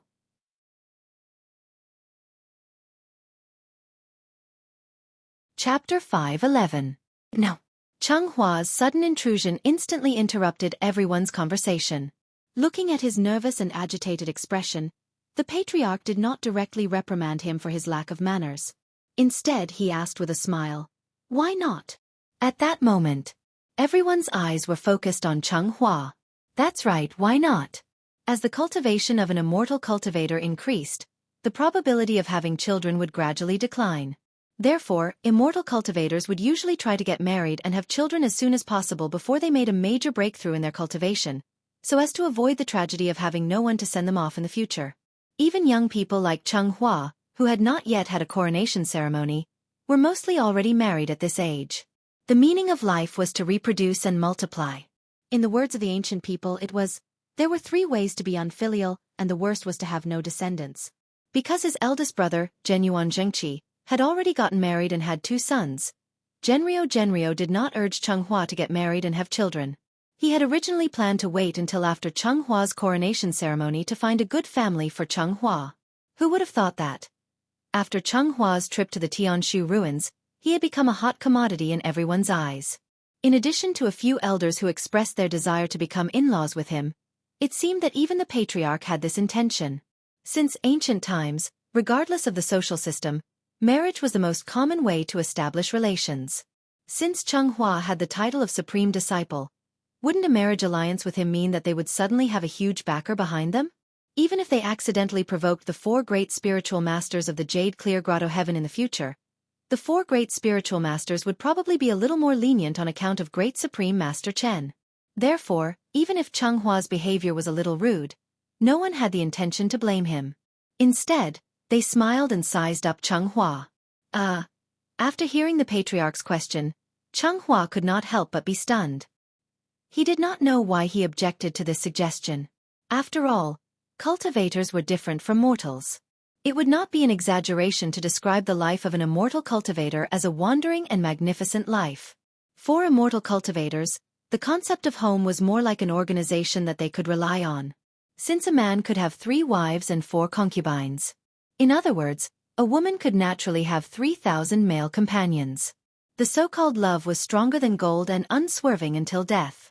This kind of thing did not work in the Supreme Palace enclosure at all. Cheng Hua hesitated, not knowing how to answer the patriarch's question. Seeing this, the clan head laughed and said, "Could it be that you already have someone in mind? Which family are you from? If you don't mind, this old man can be a matchmaker for you."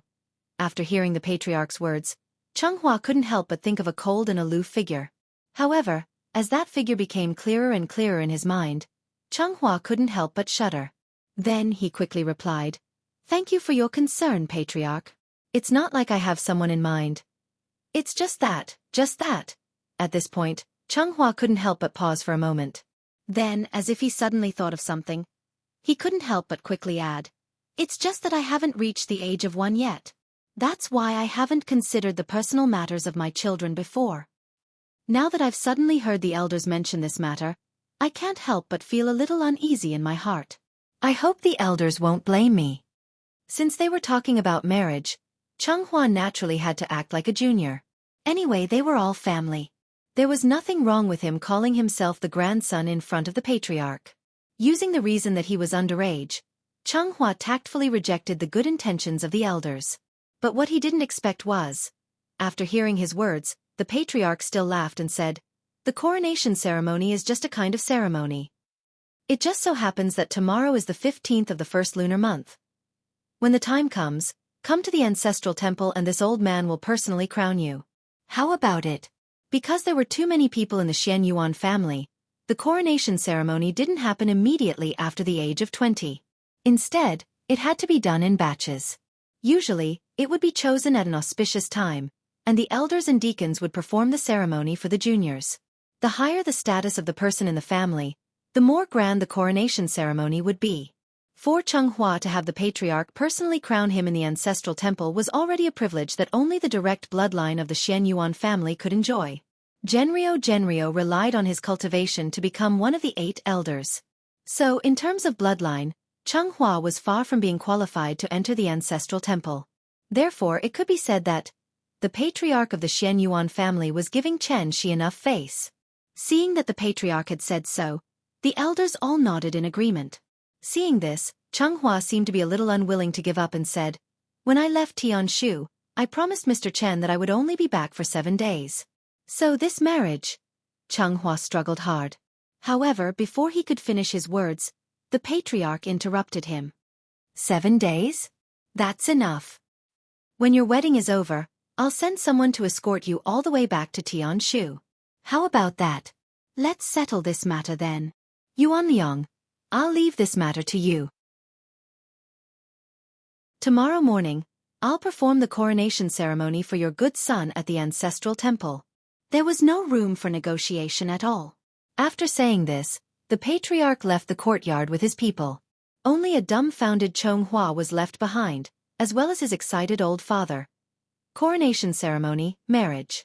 At the same time, the status of the family rose sharply. Ever since Xianxia and Yiji returned home, everything they experienced was so similar. The Tuoba family had already fallen. So, how could the Xianyuan family and the Dongfang family, who were also the 3 major families of Ningzhou, not be prepared at all? No matter what the relationship between the 2 of them and Mr. Chen. In short, it would not be wrong to please the 2 of them. Therefore, after the 2 of them went through a series of friendly greetings, they were pushed into the ancestral temple in a daze under the gaze of thousands of people. From the moment the 2 patriarchs personally held the coronation ceremony for the 2 of them, Xianxia and Yiji officially set foot on the peak of their lives. It felt like a dream. Everything came so suddenly. In a daze, the 2 teenagers were in their own ancestral temples. At the same time, they put on the red and black crowns that were unique to adults. The ceremony is complete. Bow to the ancestors. As the ceremony was completed, there was a burst of lively cheers outside the ancestral temples of the Xianyuan and Dongfang families. People couldn't help but cheer for the crowns. It was as if there was only joy left in the world. However, no one would have thought. Just as the 2 of them were about to complete their coronation ceremony, an earth-shattering sound suddenly came from the horizon. Boom! In an instant, lightning flashed and thunder rumbled. Evil wind blew.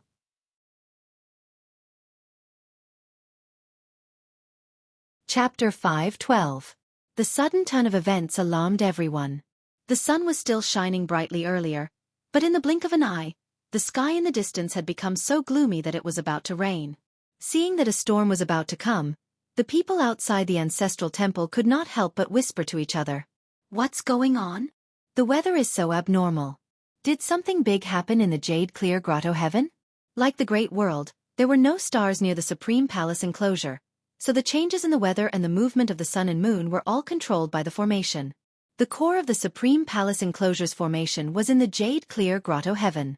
Now that the weather had suddenly changed, the first reaction of the people present was to guess if something had happened in the jade-clear grotto heaven.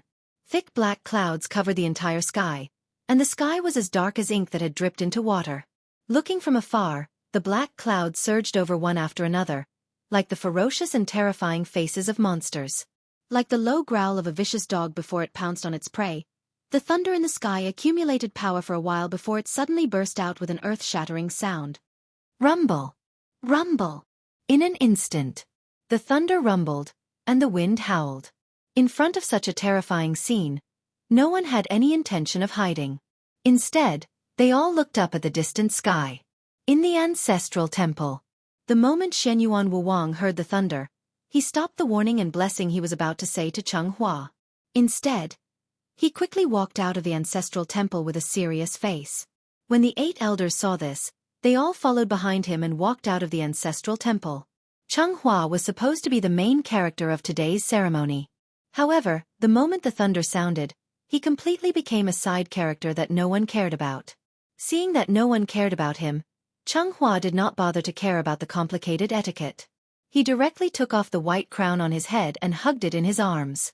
Then, he quietly moved to Genrio's side. "Father, Did something big happen? The patriarch and the 8 grand elders stood proudly on the steps facing the demonic wind. After hearing Chenghua's question, Genrio frowned and glared at him. He then quickly scolded him in a low voice. Silence. Oh, okay. Chenghua had never seen such a scene before. Therefore, when he heard Genrio's reprimand, he could only shrink his head in confusion and obediently stand behind the crowd, not daring to make any noise. Rumble! Rumble! The sound of rolling thunder reverberated in the air. One after another, there was not a single moment of rest. It lasted for about 2 minutes before the deafening thunder gradually subsided. What's going on? Like Chenghua, most of the young people outside the ancestral temple had blank looks on their faces. They had no idea what had just happened. Chenghua stole a glance at his father. He realized that his father's expression was somewhat strange.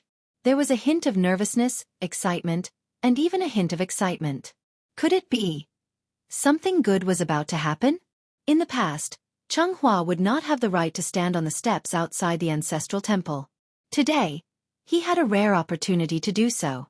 Naturally, he wanted to experience the feeling of standing at the top. However, at this moment, the patriarch of the Shenyuan family and the 8 grand elders, who were standing at the front, suddenly knelt on one knee and shouted in unison, "Yes, Zhenren!"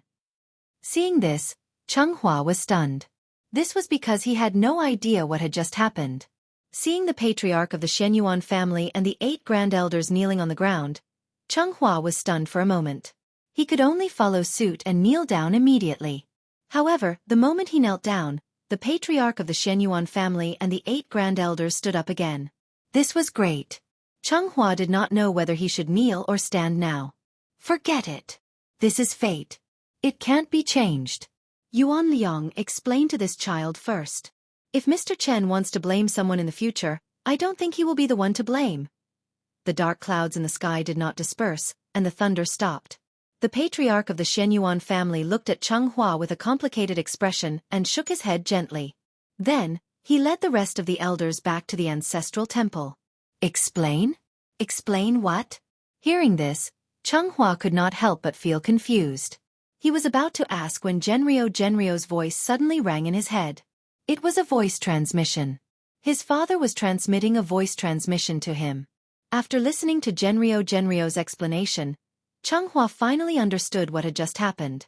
So, the thunder just now was not a natural phenomenon. It was caused by the thunder drum of the Jade Clear Grotto Heaven. The so-called thunder drum was a special method used by the Jade Clear Grotto Heaven to transmit information to the various forces in the Supreme Palace enclosure. It was roughly equivalent to the radio station on Earth, and it was the encrypted kind.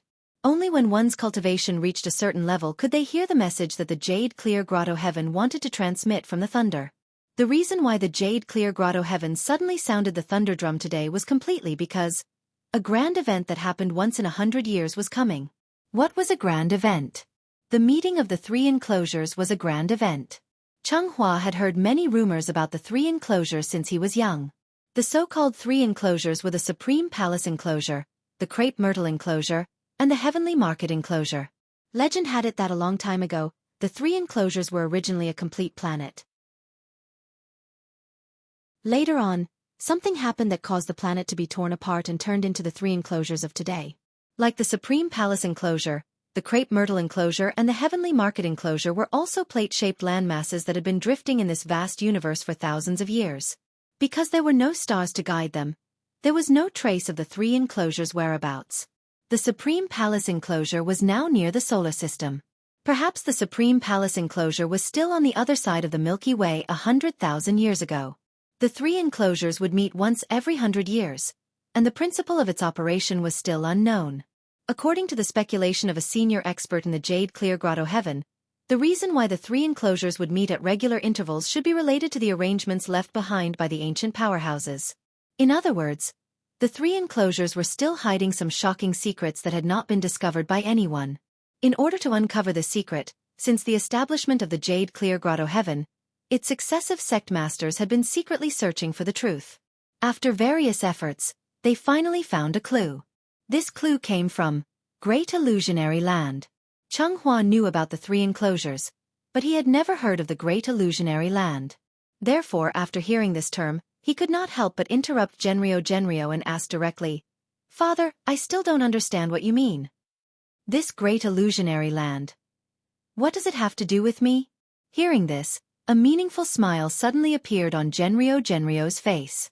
He reached out and patted Chenghua's shoulder, then whispered in Chenghua's ear, "Hua, prepare well, your opportunity is here."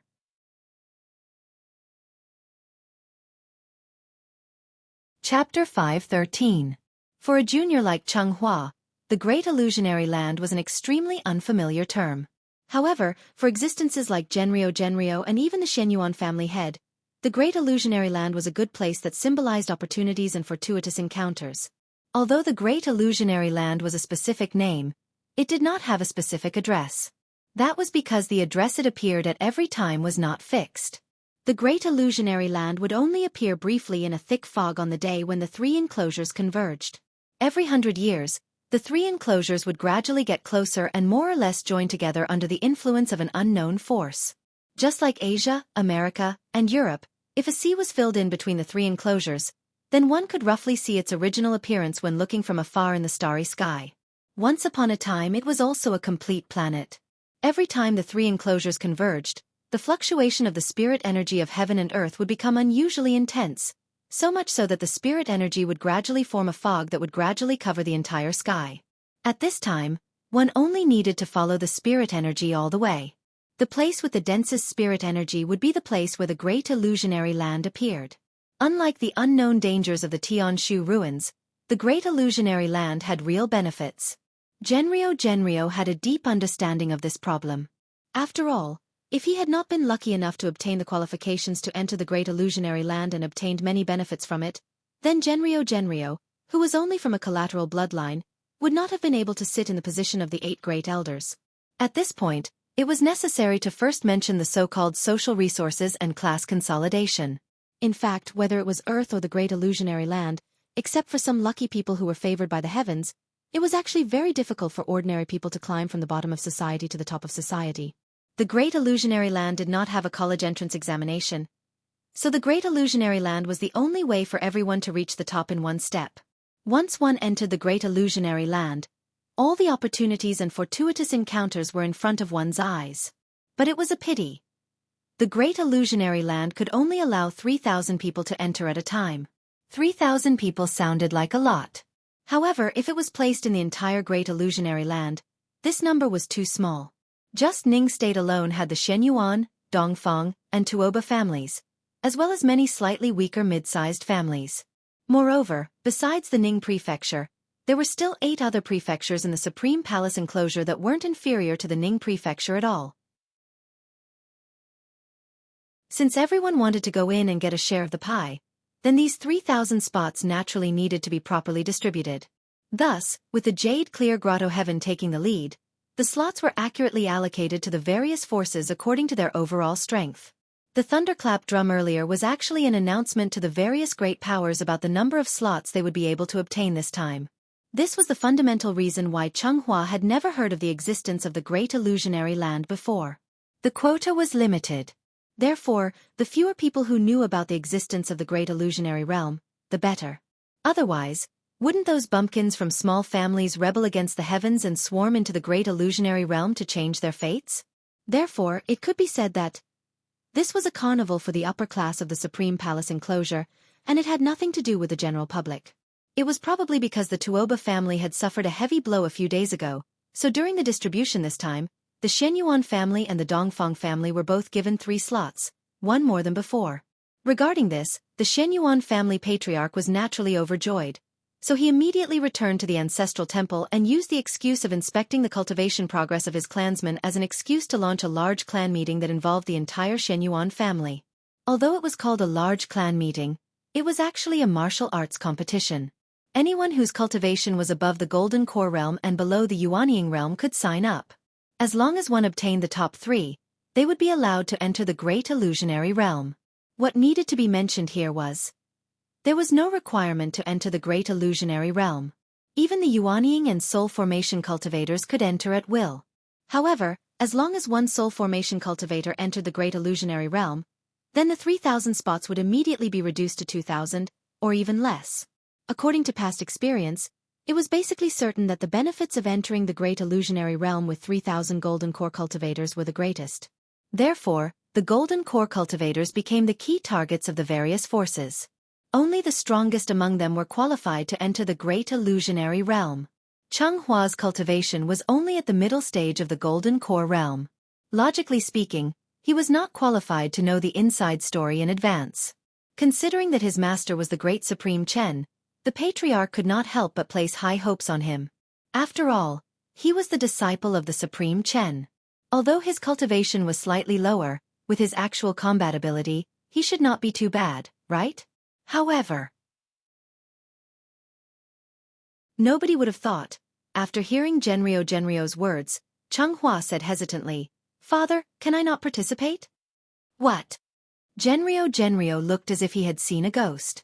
It should be noted that the reason why Chenghua's elder brother did not enter the great illusionary realm back then was that there was no third spot, so he could only stay in the top 3. Now that there was an extra spot, Chenghua actually wanted to give it up directly? Was there a mistake? Thinking of this, Genrio only felt a surge of anger in his heart rushing to his head. However, considering that this matter could not be forced, after taking a deep breath, Genrio forced himself to calm down and said, "Why don't you want to participate?" "Mr. Chen only gave me 7 days. Seeing his father's unfriendly expression, Chenghua could only answer honestly, "After 7 days, I must return to Tianshu. Otherwise, with Mr. Chen's temperament, it's very likely that he will personally come to the Supreme Palace enclosure to ask me to return." After hearing the 3 words Mr. Chen, Genrio's eyelids twitched obviously. With the Tuoba family as an example, nobody dared to provoke Mr. Chen in Tianshu. However, was this really going to be a waste of this opportunity? You have to think carefully.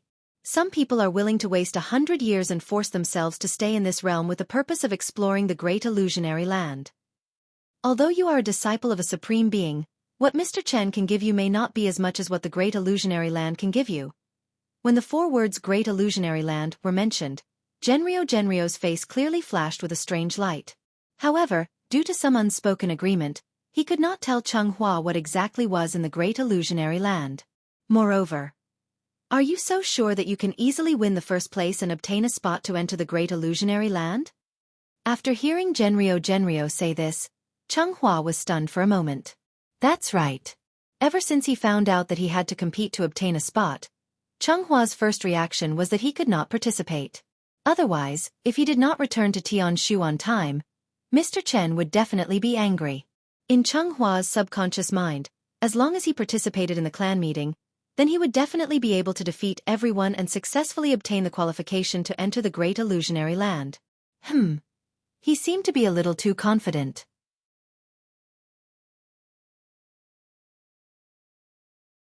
Chapter 5:14. Due to the lack of time, the patriarch immediately announced the start of the great clan meeting after receiving the news from the Jade Clear Grotto Heaven. This was a grand event that concerned the future of the Xianxia family. In this grand event, regardless of whether it was the Xianxia family's collateral bloodline, or the relatives who were related to the Xianxia family through marriage, or even some criminals who had violated the family rules, regardless of birth or background, as long as one's cultivation was above the golden core stage and below the Yuanying stage, one would be qualified to participate in the great clan meeting. Of course, most people did not know what the great clan meeting meant because the great illusionary realm was too far away for them. But even so, everyone wanted to do their best in this great clan meeting and strive to get a good ranking. This grand event was not only related to the great illusionary realm, but also related to everyone's status in the family. Just like how ancient emperors would always pardon the world before they ascended the throne, at this moment, it did not matter whether one was born poor or guilty. As long as they could get a good ranking in the great clan meeting, they could use this opportunity to reverse their previous fate. It could be said that this was the true meaning. The fish leaped over the dragon's gate, and the sky was vast.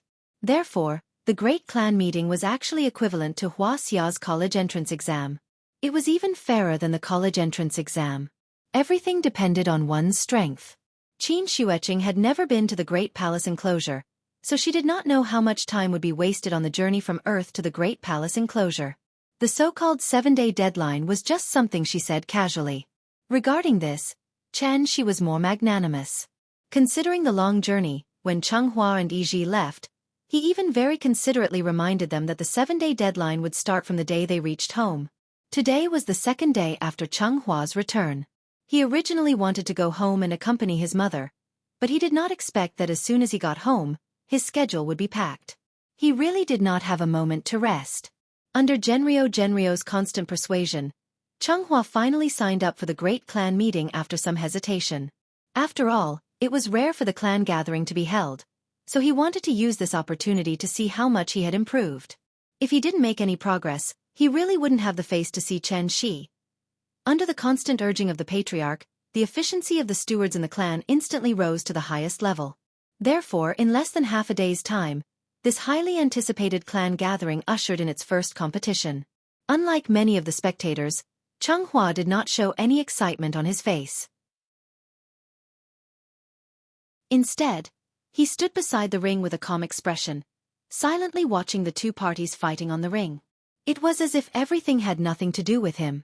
What we need to take note of here is, although the entry requirements were limited to those above the Golden Core stage and below the Yuanying stage, there was no age limit. The strength of an Aurus Core stage cultivator who had cultivated for 100 years and an Aurus Core stage cultivator who had cultivated for 500 years were naturally incomparable. Because of this, many of the old fellows who had been cultivating bitterly for their entire lives but were still unable to enter the Yuanying realm were extremely excited when they heard that the clan leader was going to hold a clan meeting. As long as they could achieve a certain result in the meeting, the clan would definitely notice them. At that time, wouldn't the Yuanying stage be just around the corner? Everyone wanted to do their best for their own future, so the ruthlessness of this clan meeting was far beyond everyone's expectations. Perhaps it was because they wanted to eliminate the weak as soon as possible. Therefore, in the previous few competitions, there was no real sense of parity. Instead, most of the time, it was peak Aurus Core stage cultivators against early Aurus Core stage cultivators. Such a deliberate arrangement not only ensured that the peak Aurus Core stage cultivators could enter the final round with the strongest form, but also eliminated the weak as quickly as possible. Why not? However, what was surprising was that, even if it was always early Aurus Core stage cultivators against peak Aurus Core stage cultivators, there had never been a situation where the early Aurus Core stage cultivators gave up without a fight. There were even a few times when the early Aurus Core stage cultivators almost made a comeback. So what if they were peak Aurus Core stage cultivators? It was just a battle. What was there to be afraid of? Regardless of their cultivation level, everyone gave it their all in order to obtain a better ranking for themselves. If it wasn't for the clan meeting's explicit prohibition against self-detonating magic treasures, it was estimated that the arena would have been filled with crackling sounds. When night fell, Chenghua finally welcomed his first battle. His cultivation was at the middle Aurus Core stage. Now that even he was on the stage, it meant that the early Aurus Core stage cultivators had basically been eliminated, and it was time for the middle Aurus Core stage cultivators. Chenghua's opponent was an elder from a collateral branch. Because the news of Chenghua going to the Tianshu ruins was not publicized, most people did not know that he now had another identity. But even if he did not have the identity of the supreme disciple, Chenghua was still Genrio's second son. So when he just appeared, it caused a big commotion. The patriarch seemed to be very interested in Chenghua's experience during this period, so he wanted to see what exactly he had learned under Chen Shi. Therefore, after hearing the news of Chenghua's appearance, the patriarch immediately led the 8 elders to the arena where Chenghua was. In the arena, Chenghua and the elder stood facing each other. The elder did not know Chenghua, but he had learned about Chenghua's identity from the onlookers, so he was extremely polite as soon as he came up. "I'm older than you, young master. Now that I have the honor of exchanging pointers with you, please make your move first." As he spoke, the old man took out his Dharma treasure. It was a simple long saber, and its rank was a 3rd-grade spirit treasure. At first glance, one could tell that it was a collection of the elders for many years. If Chenghua's phoenix perch scorched tail box was still there, then this long saber was naturally not a good item. According to the usual practice, the two sides should introduce their magic treasures before exchanging pointers. Therefore, the elder roughly introduced his long saber. He estimated that with Chenghua's identity, his 3rd-grade spirit treasure would not be good enough for him. Who would have thought? After hearing his introduction, Chenghua shook his head directly, and then said calmly, "I won't use my magic treasure. Please make your move." At that moment, not only was the elder on the arena stunned, But even Genrio, who was flying in the sky, was also surprised. How could this child be so arrogant? Not using his phoenix perch scorched tail box, he actually wanted to fight against a peak golden elixir with his bare hands? Could a supreme disciple be so arrogant? Regarding this question, Genrio had wronged Xianxia. Because he did not know. Not using magic treasures had long been a tradition of the Sai courtyard. The one who really made Xianxia decide not to rely on magic treasures to fight was actually not Qin Xueqing, who had entered the Dao through martial arts, but Chen Shi. As the saying went, loud voices come from afar, not from the autumn wind. You are just ordinary people. How can you understand great Supreme Master Chen's painstaking efforts?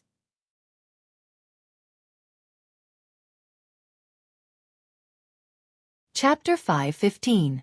Xianxia had also consulted Chen Shi many times when he was in a good mood regarding cultivation. Chen Shi was a supreme martial artist, so his answers were unquestionable truth to Xianxia. There were 8 methods of immortals: pills, talismans, weapon arrays, and witchcraft. Earth originally lacked the corresponding inheritance and materials, so there were very few rare and strange magic treasures. Even if there were 1 or 2, most of them were old antiques passed down from ancient times. The Supreme Palace enclosure was different from Earth. It had not experienced many changes, so compared to Earth, which lacked the inheritance of the 8 methods, the Supreme Palace enclosure was actually more like the United States, where weapons were not banned. Magic treasures were just consumer goods that could be seen everywhere. This was the reason why Qin Xueqing did not like to use magic treasures. On one hand, it was because she entered the Dao through martial arts, and her body was her most powerful weapon. On the other hand, it was completely because she had never come into contact with magic treasures. Since she had never come into contact with them, how could she understand the benefits? If it was normal that Qin Xueqing did not like to use magic treasures, then Chen Shi, who also did not like to use magic treasures, was obviously a little abnormal. Xianxia had always thought that if the phoenix perch scorched tail box was still in his hands, Qin Xueqing could not possibly be his opponent. Therefore, after he was beaten up by Qin Xueqing, he had a discussion with Chen Shi about whether magic treasures were important or not. The result was naturally very obvious. From then on, Xianxia was infected with the bad habit of not liking to use magic treasures. In fact, with Chen Shi's current cultivation, if he really wanted to obtain a magic treasure that suited him, it would not be difficult at all. He did not even need to spend much effort to find the materials. He only needed to take a stroll in the jade-clear cave heaven with the title of Supreme Martial Artist Tianshu. There were so many treasures in there, so why couldn't he just casually pick one? As long as it was not some sect-guarding treasure, would the 4 perfected masters not even give this little face? So in the end, it was just that Chen Shi himself did not want it. Just like the words he always said, "There is no other reason other than the sword in your heart." Magic treasures were indeed very useful.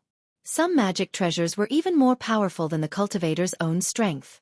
But even so, what could they do? No matter how strong the magic treasure in his hand was, this power was still just an external force. Personal strength was the foundation of an immortal cultivator. Blindly pursuing the grade of magic treasures and neglecting one's own strength, wasn't such behavior already inferior? You don't understand? It's fine. Let me ask you the simplest question. Didn't you have a 9th grade spirit treasure previously? If the current you with your bare hands were to face the you who used to have a 9th grade spirit treasure, then do you think, which period would you be more powerful? With that, Chen Shi smiled mysteriously and patted Xianxua's shoulder. This scene also left a deep impression on Xianxua. Actually, this thing is just like dating. The one that suits you is the best. Though the phoenix perch scorched tail box is good, it does not suit you. Also, if you rely too much on external forces, other than being able to kill a few more people, it does not help your cultivation at all. So before you truly find a Dharma treasure that suits you, I suggest that you be yourself first. After Chen Shi's advice, Xianxua finally understood. This sword. It was both in his hand and in his heart. When he did not have a sword in his hand, it was time for him to take out the sword in his heart. No magic treasures. After hearing Xianghua's words, the elder's eyes flashed with joy. One had to know that the competition schedule of the clan gathering was very tight. The competition was basically one after another. There was not enough time to rest and recuperate. If he went through a fierce battle right after he appeared, then even if he could successfully enter the final round, his performance would be greatly reduced. And if he could obtain victory at the lowest cost and then face opponents of the same level in his peak state, his chances of winning would naturally increase by 30%. To the elder, the clan gathering was the only chance for him to make a comeback. Therefore, just as Changhua finished speaking, the elder pretended to be in a difficult position and replied, "Since young master is so confident, I can only accept your favor. Young master, be careful. I am about to make my move. This move is called Wave Fan Yun. Please enlighten me, young master." Even though the old man was calling himself a young master, the long saber in his hand danced with vigor and vigor.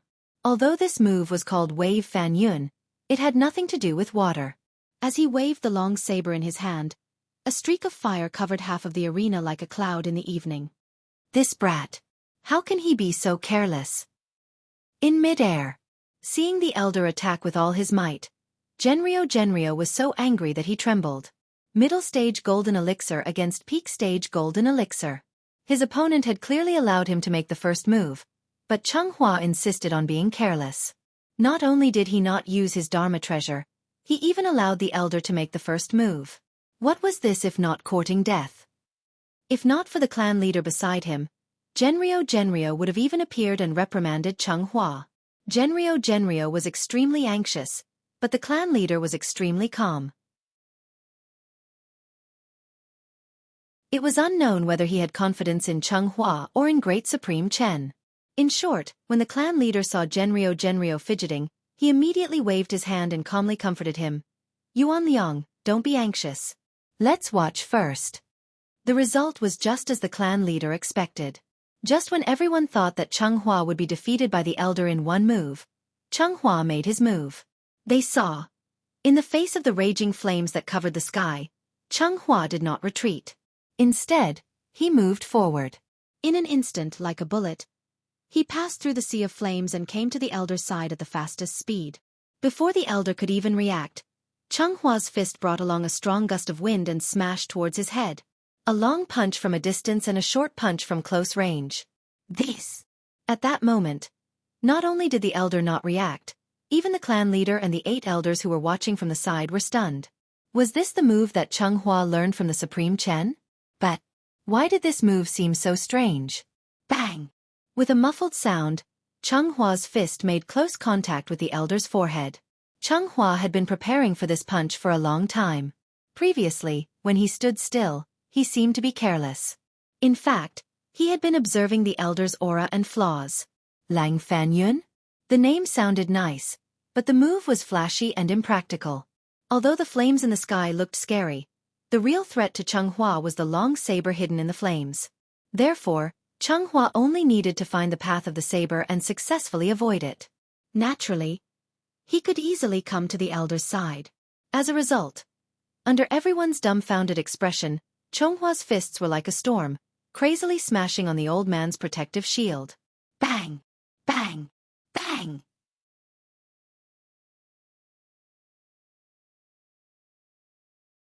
Chapter 5:16. Punching the Nanshan nursing home and kicking the Beihai kindergarten. Wasn't such an absurd and ridiculous scene happening right in front of everyone's eyes? Changhua had almost perfectly inherited Qin Xueqing's lifelong learning. Therefore, as soon as this move, which was very characteristic of Earth, appeared, it immediately caused a big sensation in the crowd.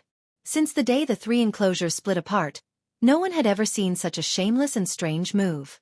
Shouldn't the so-called immortal cultivators be like the immortals in the myths and legends, walking, sitting, and lying, showing the true colors of immortals? Immortals couldn't be like street gangsters, chasing each other with clubs and machetes, right? Therefore, when immortal cultivators fought with each other, most of them would only use magic treasures or spells to fight from a long distance. Here, ancient military formations could be used as an example. In a war, it wasn't just about which side had more people. If the cultivation of immortal cultivators was compared to the number of soldiers, then the magic treasures and moves they used when fighting were the tactical strategies arranged by the commander of the military formation. On the battlefield, the situation was changing rapidly. There were always many factors that could affect the outcome of a battle. Even if one side had few soldiers and was far less powerful than the opponent, before the real fight, No one could guarantee that the weak side would lose. The family head hoped that Chunghua could bring him a certain surprise. But what he never expected was, Chunghua not only brought him a surprise, but also a certain degree of surprise.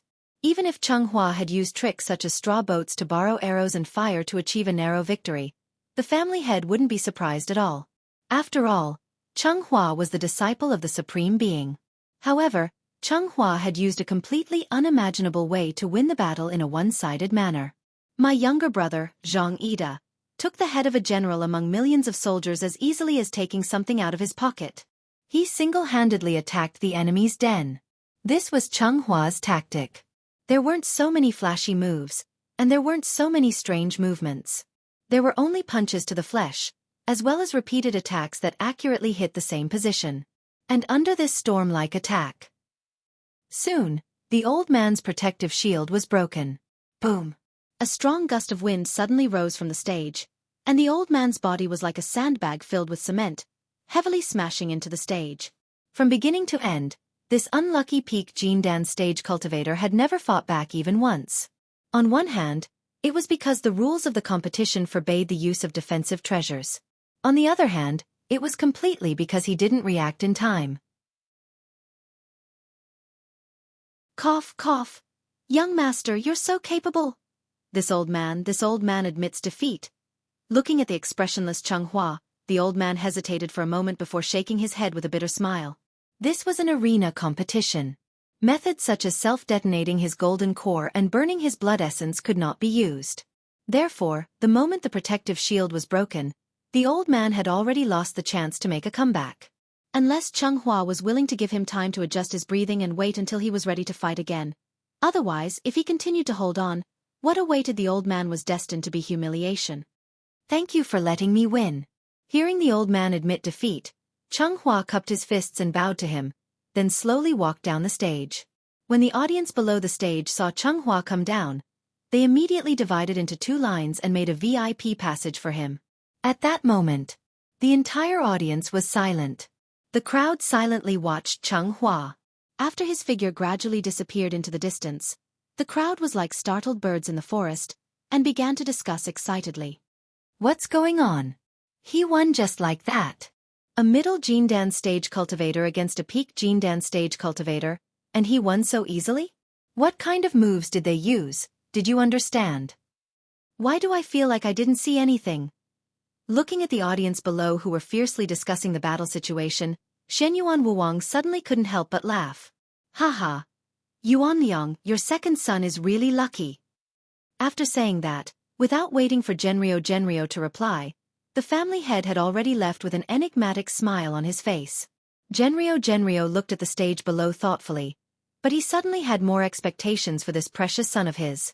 This was the move that the Supreme Being taught? It seemed simple, but it was very effective. Of course, with Genrio's cultivation, it was not difficult to see. Chunghua's victory in this competition was mainly due to the point of winning by surprise. Presumably, his next opponent would be prepared in advance after hearing that Chunghua had such a strange technique, so it was basically impossible for him to catch them off guard again. He didn't know what kind of surprise Chunghua would bring to him in the next competition. Thinking of this, even Genrio, who had always been serious, showed a faint smile at this moment. His son had done well, and as the father, he also felt proud. Immortal cultivators did not need to rest. Therefore, from the moment it started, the gathering had to continue until the end. Following this, Chunghua went through another 2 rounds of competition. However, the opponents in these 2 matches were weaker than the old man from before. Therefore, Chunghua did not spend much effort and easily defeated the 2 of them. By noon the next day, most of the weaker cultivators had been eliminated, and the competition officially entered the white-hot stage. Chunghua's 4th match was against a middle golden elixir stage cultivator. This middle golden elixir stage cultivator was incredible. Because he was of the direct bloodline, he even called the current family head uncle. The Shenyuan family had many members, and this person was older than Chunghua by 20 years. So Chunghua did not recognize him. Of course, Chunghua could not be bothered to recognize him. Speaking of which, it was strange. Unknowingly, that rash and willful Shenyuan Chunghua had now become much more low-key. Therefore, in the face of this direct bloodline cultivator's provocation, Xianxia did not even have much of an emotional fluctuation. He only treated the other party as a moving sandbag that could be easily crushed. As a result, Xianxia entered the final round just like that without any suspense. The family head was not very satisfied with this result, because Xianxia had not displayed any moves other than martial arts. Moreover, he was very curious about what Xianxia had learned from Great Supreme Chen. Therefore, in order to let Xianxia display his full strength, the family head decided to play some underhanded tricks. He ordered people to replace the opponent that Xianxia was supposed to encounter, and put the person who was recognized as the strongest in this meeting in front of Xianxia in advance. This person's name was Shenyuan Wuhan. He was of the direct bloodline, and his cultivation was at the peak of the golden elixir stage. However, although Shenyuan Wuhan's cultivation was high, what was truly frightening about him was actually his age. Because this year, he was already 233 years old.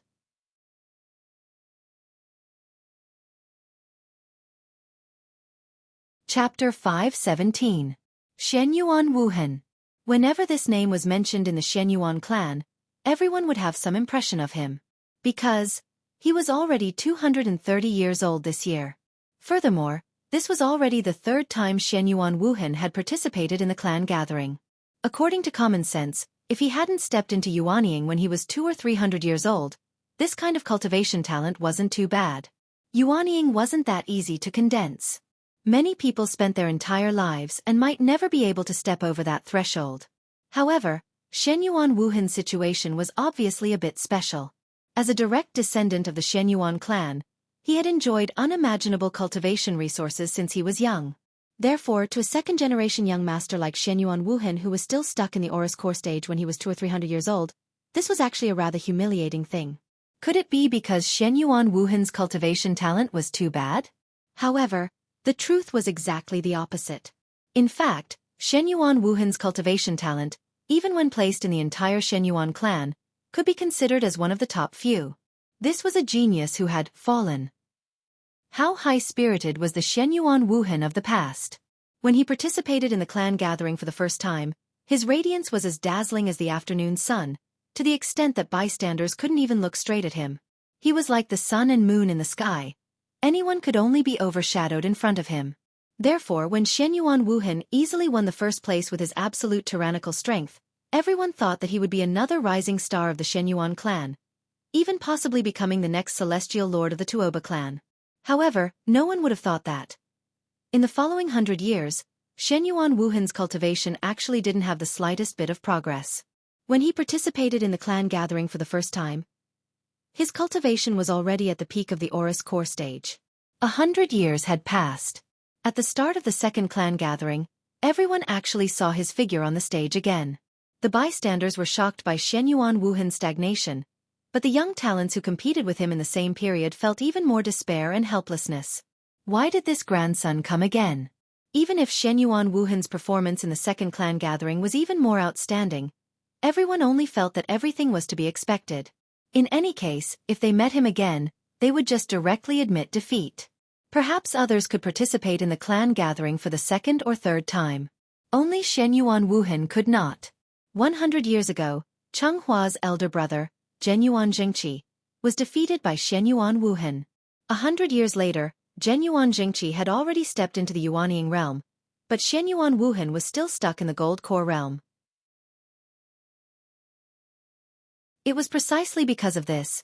Shenyuan Wuhan had completely fallen from the altar. Even if no one at the same level could defeat him, no one would submit to him from the bottom of their hearts. However, Shenyuan Wuhan remained unmoved by the suspicions and slander of the outside world. After every clan meeting, he would disappear from everyone's sight.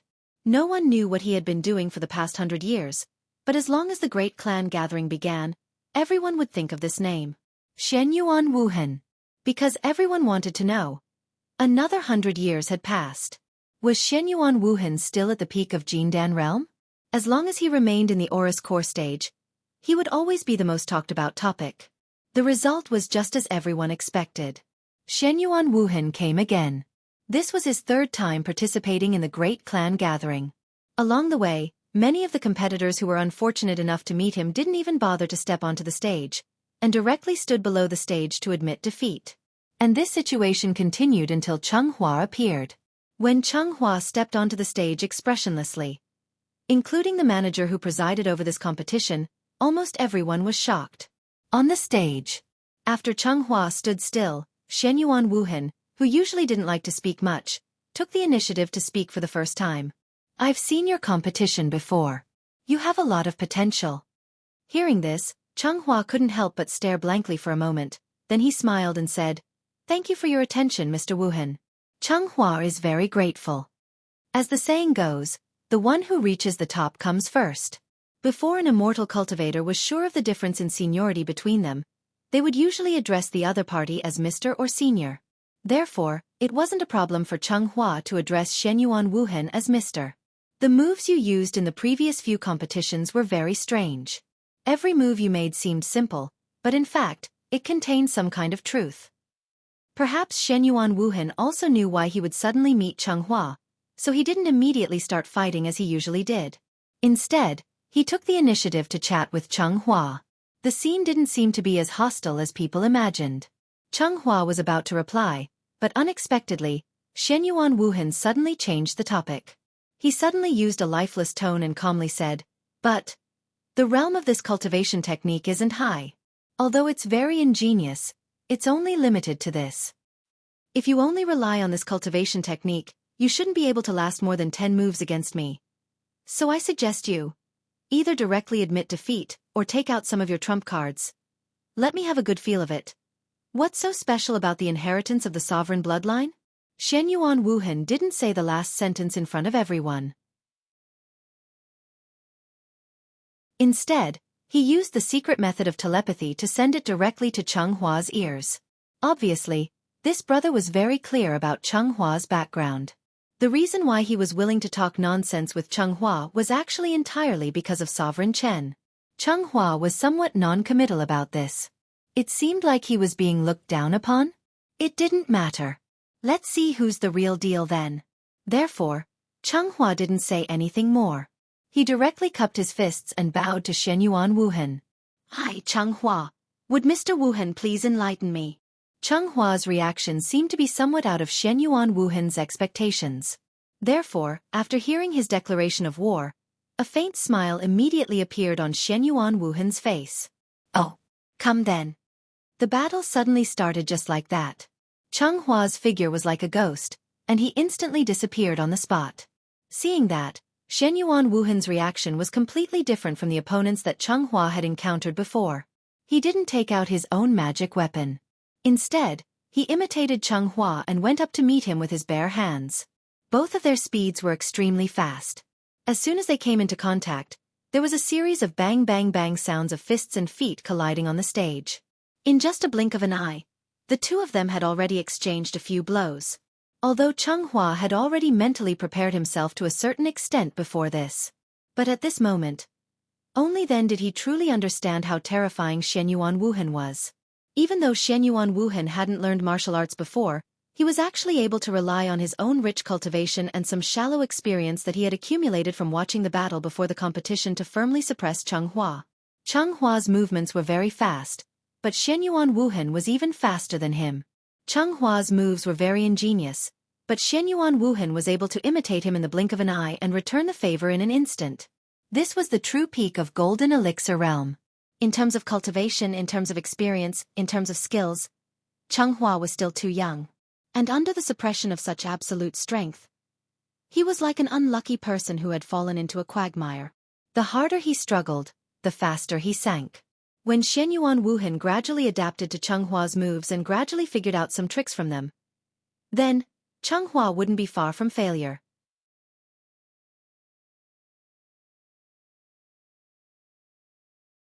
Chapter 5:18. In the end, the martial arts that Xianxia learned was actually just a gold core stage cultivation method. In the future, as Qin Shueqing's cultivation continued to improve, this cultivation method might gradually become stronger and perfect. But before that, if Xianxia wanted to completely defeat Shenyuan Wuhan with this imperfect martial arts cultivation method, this was tantamount to a fool's dream. Shenyuan Wuhan was really too strong. The so-called invincible in the same realm was not just a saying. Shenyuan Wuhan did not even use any magic arts, nor did he use any magic treasures. He only needed to copy and learn Chenghua's moves through actual combat, and he could quickly master these moves, and then use the same moves to deal with Chenghua. The reason was not that Shenyuan Wuhan had a unique skill of giving someone a taste of their own medicine, but because the moves that Chenghua used were all on the surface, so Shenyuan Wuhan could quickly learn them for his own use. Immortal techniques were from the inside out, martial arts were from the outside in. The two seemed to be poles apart, but in fact, they were different paths leading to the same goal. It was just like that old saying, the great Tao was like mercury flowing to the ground, and every grain was round. On the stage, Chenghua and Shenyuan Wuhan exchanged blows quickly. Below the stage, everyone cheered for Chenghua in unison. Since Shenyuan Wuhan was the great demon king in everyone's hearts, then Chenghua, who dared to fight with the great demon king, naturally became the hero in everyone's hearts. Although everyone knew that Chenghua would definitely fail, as long as he did not fall, the cheers below the stage would not stop for a moment. The two figures were like ghosts as they moved quickly on the stage. In just 10 minutes, the two had already exchanged no less than 200 moves. And as the two fought longer and longer, Chenghua also gradually showed signs of defeat. Just like a sports competition, when the skills and experience of the two sides were almost the same, physical strength became the most important deciding factor. Maintaining the protective shield consumed true essence, and every attack also consumed true essence. Chenghua was merely in the middle stage of the Gold Core realm. How could he fight with Shenyuan Wuhan, who was in the peak stage of the Gold Core realm for a long time? At that moment, any onlooker with a little bit of knowledge could see that Chenghua's defeat was inevitable. This child. He's already been forced to this point, but he's still not willing to show his true abilities. Yuan Liang, do you think he really only knows these moves, or does he have other plans in mind? The patriarch and the 8 elders were still watching the battle from the sky. After hearing the patriarch's question, Genryo fell silent. He did not respond. That was because he knew. Regarding Chenghua's current performance, the patriarch was indeed somewhat disappointed. To be honest, if Chenghua wasn't a sovereign disciple, he wouldn't even have the qualifications to exchange blows with Shenyuan Wuhan. No matter how the outside world slandered and insulted Shenyuan Wuhan, in the patriarch's eyes, Shenyuan Wuhan would always be the person who had the most hope of breaking through to become a heavenly venerable after him. Outsiders didn't know the trick and only thought that Shenyuan Wuhan's potential had been squeezed dry. In reality, it was Shenyuan Wuhan himself who was unwilling to break through to become a Yuanying. In order to be able to repeatedly enter the great illusionary land, Shenyuan Wuhan had suppressed himself for 200 years. Even the patriarch couldn't help but be amazed by such boldness. There aren't that many geniuses in the world to begin with, and all those who have appeared out of nowhere are those who have accumulated in the past.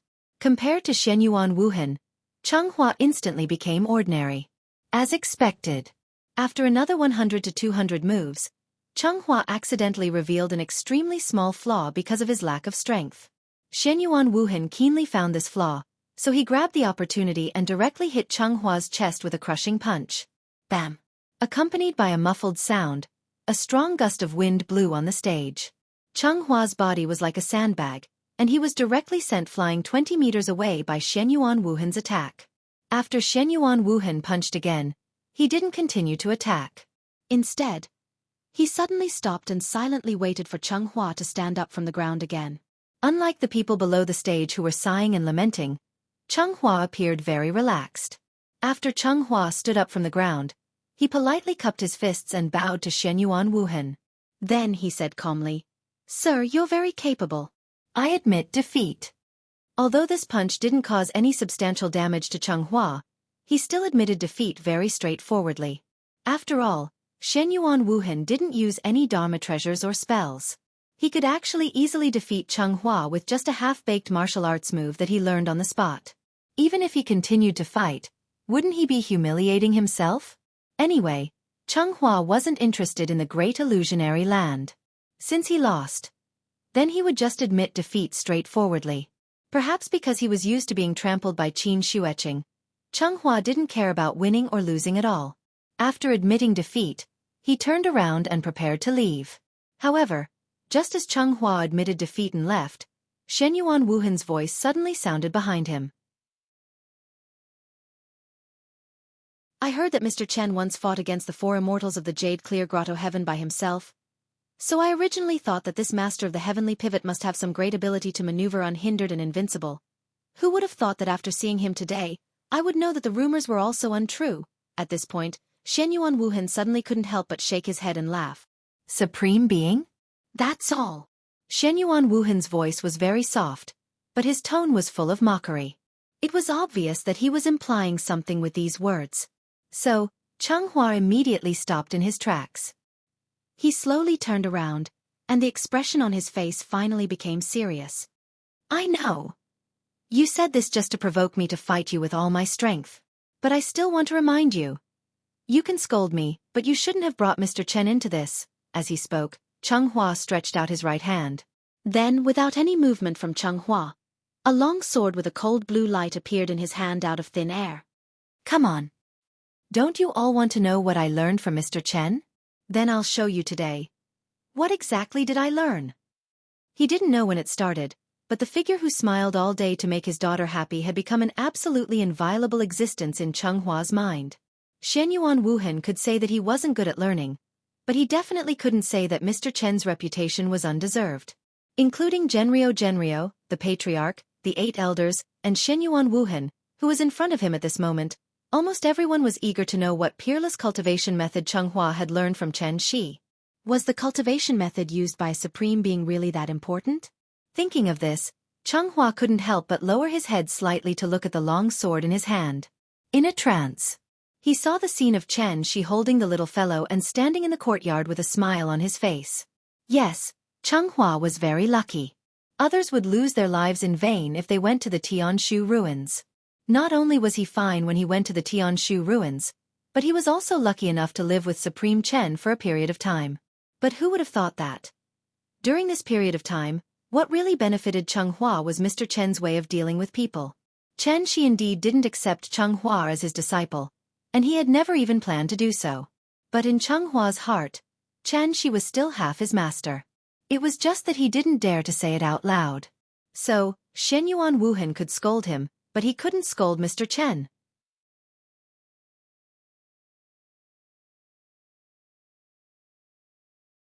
Chapter 519. With the idea of clearing Mr. Chen's name, Changhua brazenly drew his sword. The 3-foot-long sword in his hand drew a semicircle in the air, and the tip of the sword pointed directly in Xianyuan Wuhan's direction. The distance between the two of them was about 20 meters. The moment Changhua pointed his long sword at Xianyuan Wuhan sensed a strong murderous aura surging toward him. But what made Xianyuan Wuhan slightly surprised was, although Chenghua's murderous aura was strong, the long sword in his hand did not show any signs of vital essence fluctuation. It was just like a lifeless wooden stick. Xianyuan Wuhan looked at Changhua with slight confusion. But then, he could not help but show a trace of seriousness on his face. No, something's wrong. Chenghua's murderous aura was so strong, but there was no sign of vital essence fluctuation around him. Under such circumstances, unless Changhua was deliberately mystifying, this sword was definitely extraordinary. So, Xianyuan Wuhan immediately mobilized his vital essence and surrounded himself in it. At the same time, Changhua had also finished accumulating power and raised his hand to wave the long sword in his hand. Mr. Wuhan, please enlighten me. Changhua roared fiercely, and the long sword in his hand suddenly bloomed with a dazzling light. Before the sword was drawn, the sword chi became one, hidden but not released. The sword momentum was released. In an instant, like a long river hanging upside down, it soared into the sky and into the clouds. Wherever the sword light went, it could be said that heaven and earth lost their color, and the sun and moon turned away in shame. The ultimate sword was only for a moment of youth. Just as Changhua waved this sword, the family head, who had been watching the battle in the air, suddenly changed his expression. This sword. Why was it so similar to the rumors? As one of the 3 major families in Ningzhou, the Xianyuan family was naturally very concerned about the Tuoba family's change. There were rumors that the reason why Tuoba Yi was seriously injured and had to escape to death was because he was hit by Mr. Chen's sword. One had to know that Tuoba Yi was an Empyrean-level existence. But he couldn't even take one hit from Mr. Chen. Such a strange situation, just thinking about it made one's hair stand on end. After all, The outside world didn't know what exactly happened at that time, so it was inevitable that everyone would speculate too much about this incident. As the person involved in the incident, Tuoba Yi had been recuperating in seclusion. As for Taoist Master Void Pierce Stage, due to his identity, it was impossible for him to personally appear and refute the rumors. This also caused the rumors to become more and more outrageous. Many people were even guessing whether Xianxia had already touched the threshold of the semi-sage realm. Otherwise, how could he explain his magnificent feat of fighting against 4 opponents in the Jade Pure Cave Heaven? Since Mr. Chen was so powerful, as his direct disciple, Cheng-Hua should have learned something, right? The patriarch had high hopes for Cheng-Hua, so he sent Shenyuan Wuhan to test Cheng-Hua. The result was just as the patriarch had hoped. Cheng-Hua was successfully enraged by Shenyuan Wuhan. Thus, he no longer held back, and his first move was a killing move. It was like pressing the shutter of a camera. As a strong light flashed, time suddenly stopped. Everyone felt their minds go blank. By the time they came back to their senses, Shenyuan Wuhan's tall and sturdy body that couldn't be considered to have landed directly flew backwards. Accompanied by a strong gust of wind, Shenyuan Wuhan fell heavily to the ground. Puff! There were no obvious wounds on Shenyuan Wuhan's body, but the violent impact still caused him some internal injuries, so he couldn't help but cough up a mouthful of blood. Cheng-Hua won? Looking at Shenyuan Wuhan, who fell heavily to the ground, everyone suddenly felt like they were dreaming. Are you satisfied now? This is a sword move that Mr. Chen taught me. However, Cheng-Hua's aptitude is too low, and he can't master the trick, so he can only barely make a pose. In fact, that sword move just now had exhausted all of Cheng-Hua's vital essence, but in order to protect Mr. Chen's supreme reputation, Cheng-Hua could only hold on to his last breath and pretended to be calm as he declared this victory declaration. After saying that, Cheng-Hua turned around and left very confidently. Looking at his back as he left, a thoughtful expression suddenly appeared on Shenyuan Wuhan's face.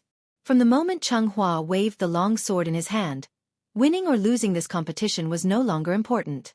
He not only proved himself, but also indirectly defended Mr. Chen's reputation. This sword move was indeed very powerful. But with the cultivation of the Patriarch and the 8 Elders, how could they not see that Cheng-Hua was already an arrow at the end of its flight at that time? Although Shenyuan Wuhan suffered internal injuries, he still had the ability to get up and fight again. Therefore, if they continued to fight, Cheng-Hua might not even be able to take one move from Shenyuan Wuhan. However, this was only an internal competition within the family after all. Since Cheng-Hua waved this sword move, then no matter what the result was, the Patriarch would definitely guarantee that he would be in the top 3. In fact, when Cheng-Hua showed that sword move, even the Patriarch who was watching the battle could not help but be a little tempted. If he were to use such a miraculous sword technique, what kind of power would it display? Thinking of this, the Patriarch could not help but want Cheng-Hua to hand over the sword technique. However, due to Mr. Chen's illustrious reputation, he could only suppress this greed in his heart and ask Cheng-Hua indirectly. However, Cheng-Hua was not stupid. No matter how the Patriarch probed, his response was always only one word, which was, Sword 1. It was neither the one sword concealing emptiness nor the great Qian Yuan. It was a set of sword techniques that Chen Shi created himself after hundreds of years of deliberation and deduction in the dark space after breaking through to the insightful emptiness realm. Because this set of sword techniques had been created not long ago and still needed to be perfected, Chen Shi passed the first move to Cheng-Hua and Yi Ji, only hoping to find more loopholes from them. Their cultivation was not high, so it was easier to see the problem when they used it. There were always risks in doing experiments, right? They were lucky that there were no problems. Therefore, when Chen Shi passed on Sword 1 to them, he did not forget to repeatedly emphasize the risks involved. But the two of them were good. Not only were they not worried about whether they would be possessed by the devil, but they were diligently practicing every day, wishing that they could grasp this move in one go. In Chen Shi's eyes, the two of them were experimental white mice. But in the eyes of others, the appearance of Sword 1 confirmed their identity as the supreme martial artist's disciples. Therefore, it had to be said that this was really a beautiful misunderstanding. Throughout Chen Shi's life, the cultivation techniques he learned were all the top cultivation techniques in the world. First, there was the 49 styles of heaven evolution, then there was the Shen Tian evil emperor's saber and sword dual arts, and then there were the various treasured scriptures of the divine sect. As long as Xianxia could think of a cultivation technique, it was basically included in it. Could it be that Xianxia had nothing to do, so he wanted to create a set of cultivation techniques to play with? Of course, things were not that simple.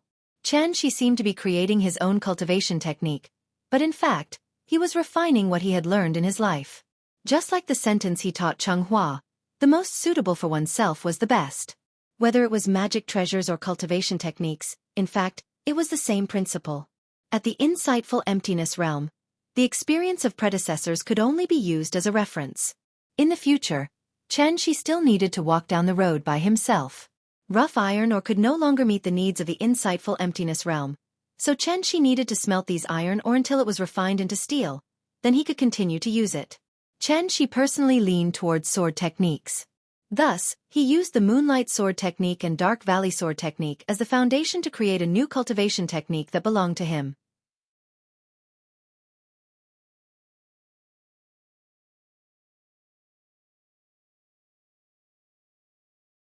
Chapter 520. What was the true purpose of the Patriarch's clan meeting? Wasn't it to select the strongest gold core cultivator so that they could obtain enough benefits for the family from the Great Illusionary Land? Therefore, after Changhua showed his strength, even if he didn't want to participate in any more competitions, the Patriarch would personally send him a spot to the Great Illusionary Land. Of course, Changhua wasn't very interested in the Great Illusionary Land. After fighting with Shenyuan Wuhan, he only wanted to take advantage of the last few days of vacation to spend more time with his mother. Then, he would take the time to choose a few exquisite gifts for Nian Nian. After that, he could wait to return to Earth. Changhua didn't know the importance of the Great Illusionary Land, so he didn't know that the moment he took out Sword One, the Patriarch had already made a decision. Next, even if he had to tie him up with a rope, he had to forcibly tie him up into the Great Illusionary Land. After all, this was a major event that could affect the future development of the Shenyuan family. The Patriarch knew that Changhua had a 7-day limit, but considering that Changhua was only going to the Great Illusionary Land for a while, it wasn't like he wouldn't come back, so he wasn't very worried about Xianxia holding him responsible in the future. For the Patriarch, this was really a very simple choice.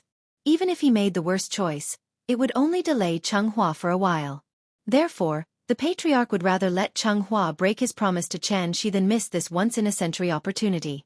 Whether it was for Changhua or the Shenyuan family, the Great Illusionary Land had great opportunities. Why would Shenyuan Wuhan rather forcibly seal his cultivation and waste 200 years than break through to the Yuanying realm? It was because the benefits that the Great Illusionary Land could bring had far exceeded his expectations. There were too many people like Shenyuan Wuhan. Therefore, Changhua's trip to the Great Illusionary Land was imperative. Therefore, under the secret efforts of the various forces, the 3,000 candidates were quickly confirmed and reported to the Jade Clear Grotto Heaven. When the 3 enclosures converged, it would be the start of the grand event. Now back to Xianxia. After he seriously discussed the issue of puppy love with the little fellow, Xianxia could finally put his hanging heart down for the time being. The cabbage at home hadn't even sprouted a bud yet, and the piglets outside already couldn't wait to eat it? Xianxia wanted to see. Who would dare? Humph.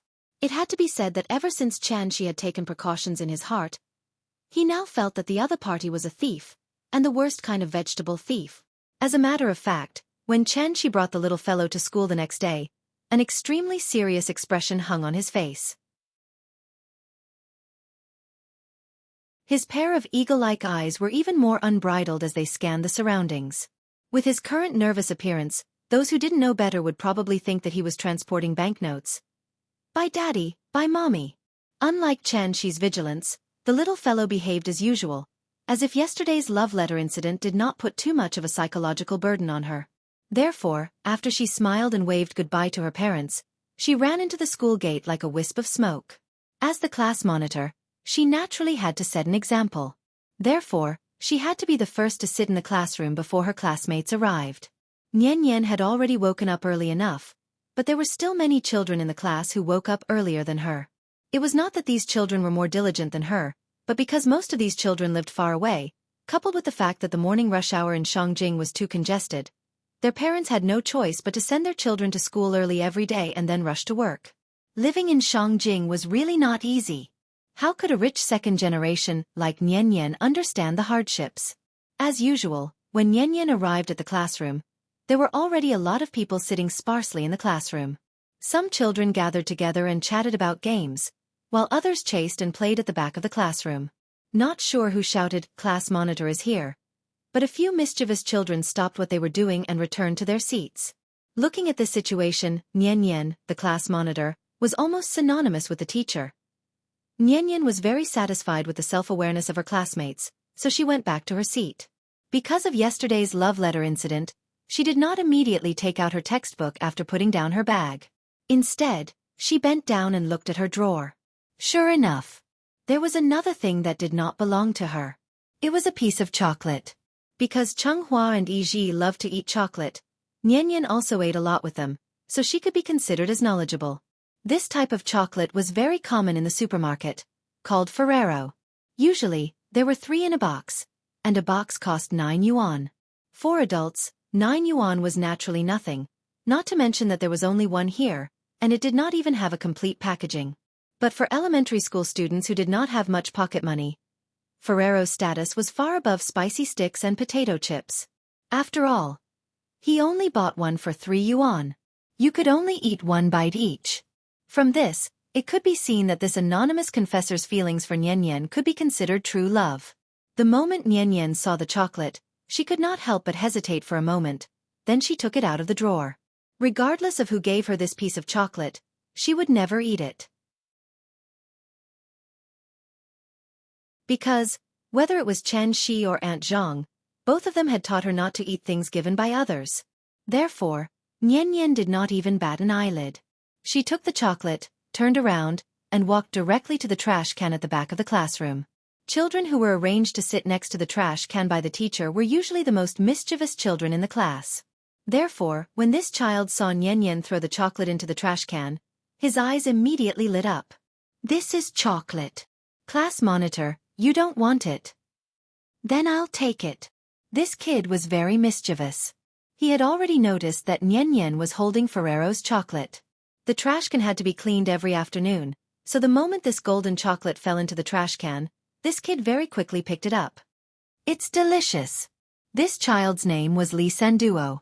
His name was given casually, and so was his personality. He did not mind that the chocolate was picked up from the trash can at all. He tore open the packaging and ate it happily. Nian Nian saw that he had picked up the chocolate and was about to return to her seat. At this moment, Li Sanduo suddenly called out to her. "Class monitor. If there's more good food in the future, don't throw it away, give it to me. I'll help you eat. Okay?"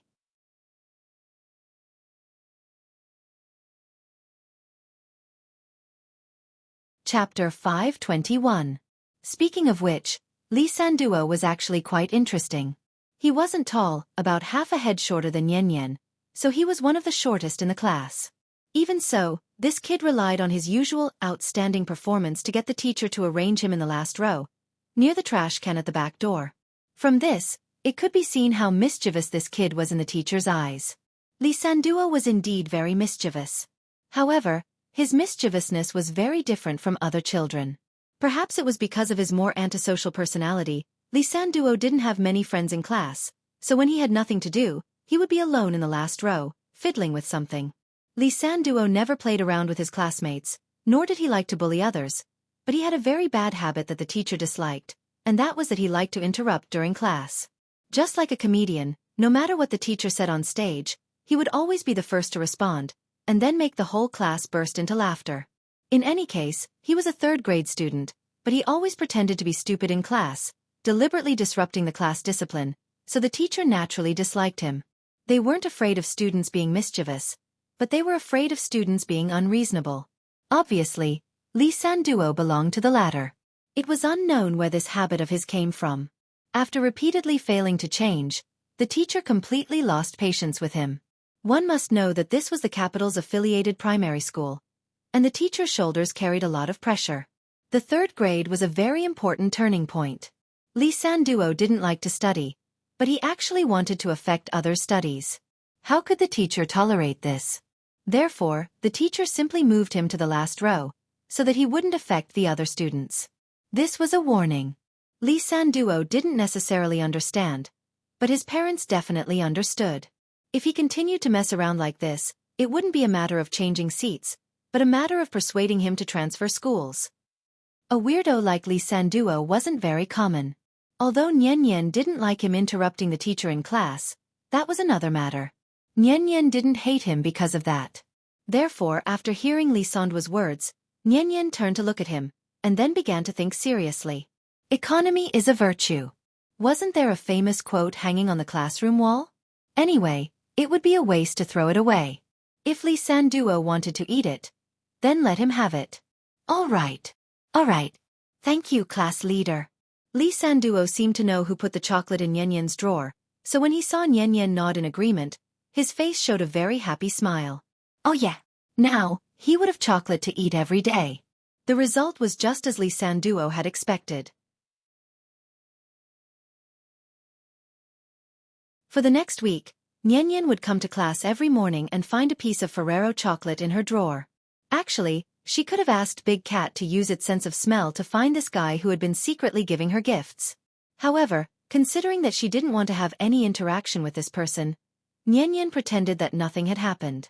After receiving the chocolate every day, she would give it to Lee Sanduo as soon as possible. 3 yuan worth of Ferrero chocolate. She gave it to him for a week. This was King true love. Under the nourishment of these love chocolates, Lee Sanduo's complexion seemed to be a lot rosier than before. Even his thin and small figure showed signs of breaking out of the soil and growing at this moment. Lee Sanduo was very grateful for Nian Nian's generosity. Therefore, he now looked forward to tomorrow every day, hoping that he could eat such delicious chocolate tomorrow morning. But unfortunately, Lee Sanduo's yearning for a happy life didn't last long before it completely came to an end. Early in the morning, after Nian Nian came to class, she habitually looked down at her drawer as usual. Because she didn't see any chocolate, she couldn't help but be stunned. It couldn't be helped. Who asked her to develop a habit? Although she was a little surprised, Nian Nian didn't take it to heart. It was better if no one disturbed her. Anyway, she would never fall in love with anyone early. Absolutely impossible. Without the chocolate, Nian Nian naturally didn't need to deal with these things. Therefore, she subconsciously looked back, wanting to tell Lee Sanduo that she didn't receive any chocolate today, so that Lee Sanduo wouldn't have to wait there helplessly. However, after Nian Nian turned back, she suddenly realized. Lee Sanduo was like a frosted eggplant today, hugging his head and curling up in his seat. Looking from afar, he gave off a delicate and pitiful feeling. According to Lee Sanduo's casual personality, even if he was scolded by the teacher, the expression on his face wouldn't change at all. Why did he seem like a different person today? Nian Nian felt that it was a little strange. Out of concern for her classmate, after she put away her bag, she went straight to Lee Sanduo's side. Lee Sanduo, what's wrong with you? Hearing this, Lee Sanduo buried his head on the table and didn't move at all. Nian Nian couldn't help but worry, so she reached out and gently pushed him twice. Are you sick? Do you want me to help you apply for leave? Under Nian Nian's constant questioning, Lee Sanduo finally sat up from the table. However, he didn't immediately raise his head. Instead, it was as if someone had discovered a shameful secret. He impatiently waved his hand and said, I'm fine, don't bother me. What's wrong with you? Nian Nian felt that his reaction was very strange, so she couldn't help but bend down so that her eyes were level with Lee Sanduo's head. Then she saw the expression on his face. Lee Sanduo seemed to be crying. Nian Nian's eyesight was very good, so she immediately saw something strange on Lee Sanduo's face. Lee Sanduo's right cheek was a little red, and she could faintly see that it was a slap mark, plus the tear stains at the corner of his eyes. Looking at this situation, it seemed like he was bullied. This was bad. The little guy exploded on the spot. You're crying? Who bullied you? Tell me. I'll tell the teacher. Not to mention that she was now the class monitor. Even if she didn't have any position, Nian Nian would never allow bullying in her class. Because her father once said, we must firmly say no to bullying in school. Seeing that Lee Sanduo was like a coward who only knew how to lie on the table and cry, Nian Nian was suddenly a little angry. Thus she grabbed Lee Sanduo's arm, pulled him up from his seat, and shouted angrily, Lee Sanduo! Stand up. Tell me who bullied you. I'll help you.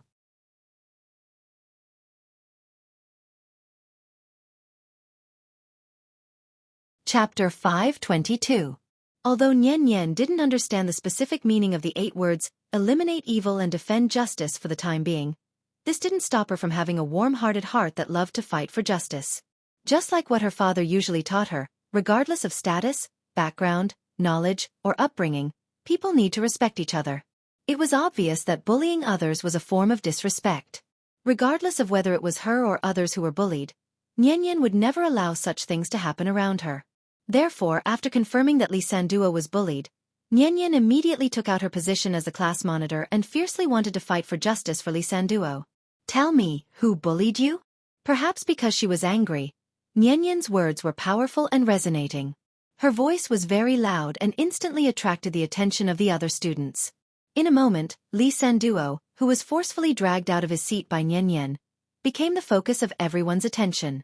According to Li Sanduo's personality, he definitely wouldn't care about how others looked at him. In fact, he might even be proud of himself. But Li Sanduo didn't know what was wrong with him today. But when he realized that the other students were looking at him, his face suddenly flushed red. Following that, he shouted at Nian Nian with an agitated face, "It's none of your business. Go away." As he said that, he struggled with all his might, as if he wanted to break free from Nian Nian's grip. Seeing Li Sanduo's extreme reaction, Nian Nian could only resentfully withdraw her hand. "Li Sanduo," Nian Nian originally wanted to persuade him, but this Li Sanduo seemed to have eaten gunpowder. Not only did he not accept Nian Nian's concern, he even straightened his neck and shouted at her, "Go away. It's none of your business. What does it have to do with you? Annoying." Since he had already said that, Nian Nian naturally couldn't say anything more. She could only helplessly turn around and return to her seat. What did it mean to grieve for misfortune and be angry for failure to fight? That was it. Compared to high school, school bullying was actually more common in elementary and middle school.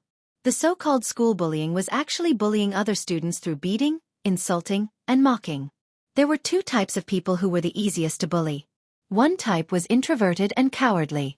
Even if they were bullied, they would endure it out of fear and thus be bullied for a long time. The other type was those who were flamboyant and liked to show off their uniqueness. Children with this type of character wouldn't care about other people's feelings and would easily attract the attention of the bullies. Li Sanduo obviously belonged to this type of bully. What was important to note here was that bullies were usually members of a small group.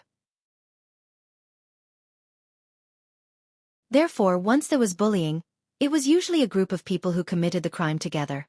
Li Sanduo's personality seemed casual and undisciplined. He would make the teacher angry in class whenever he had nothing to do. In fact, it was clear that he was a rather proud and solitary person. It was difficult for people like him to make friends.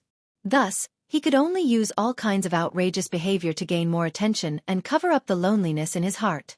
It was also because of this that Li Sanduo would rather suffer silently than show his weak side in front of others. He didn't need anyone's help. Whether it was his parents, teachers, or classmates. The only one who could help him was himself. Thus, even if he was bullied today, Li Sanduo didn't need any help. Because he wouldn't easily bow down and admit defeat. Nian Nian couldn't figure out these complicated problems at the moment. Thus, her thoughts at the moment were very simple. That was, to help Li Sanduo get rid of the bullies. To achieve this goal, Nian Nian purposely observed Li Sanduo for a long time today. However, throughout the day, Li Sanduo didn't show any signs of abnormality. During class, he would still interrupt the teacher's lecture. After class, he would quietly sit in his seat. During this period, he didn't interact with anyone. Thus, Nian Nian couldn't tell who was bullying him. Without catching the culprit, Nian Nian couldn't help even if she wanted to. Thus, she could only watch from the side. It wasn't easy to wait until school was over, but Li Sanduo ran away with his school bag. This made Nian Nian, who wanted to know more about the case, feel a little depressed. She had no choice but to complain to her father. As usual, Xianxia arrived at the school gate on time. When Nian Nian came to his side, Xianxia picked her up from the ground. "Hey, what happened? Who made our little princess angry?" Since yesterday, when he learned that the little girl had begun to experience puppy love, Xianxia increased her security level. Thus, even if he was in the courtyard, he could check on the little girl's situation through the big cat. Thus, even without Nian Nian saying anything, Xianxia already knew what she had experienced today. The little girl couldn't figure out Lisandra's behavior, so she immediately told Xianxia the whole story. Seeing that the little girl was so warm-hearted, Xianxia naturally had to encourage her. Thus, after thinking for a while, he directly pointed out the key point. Nian, since Lisanduo was already crying on the table when you saw him, that means he must have been bullied before you came to school. So if you want to prevent this kind of thing from happening again, you just have to wake up earlier in the future and be the first to go to class. Hearing this, the little girl's eyes suddenly lit up. What Daddy said made sense.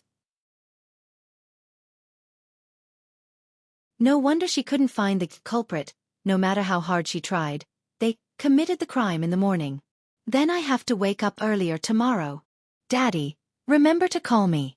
I want to protect Lisanduo. I can't let him be bullied by others. Seeing the little girl's indignant look, Xianxia couldn't help but shake his head and laugh. To Xianxia, the importance of this matter might not be as important as the supermarket discount. But to the little girl, this was an important matter that was enough to establish her values. Thus, not only did Xianxia not interfere, but he also followed the little girl's request and waited until dawn the next day to pull her out of bed. Wake up, my little hero. There are still people waiting for you to save them. The little girl was still a little dazed at first. After hearing Xianxia's words, she immediately turned over and jumped out of bed as if she had been injected with chicken blood. Daddy, let's go. How could the great Supreme Chen's daughter be the kind of person with bad values? Born between heaven and earth, she naturally had to be a chivalrous person and uphold justice.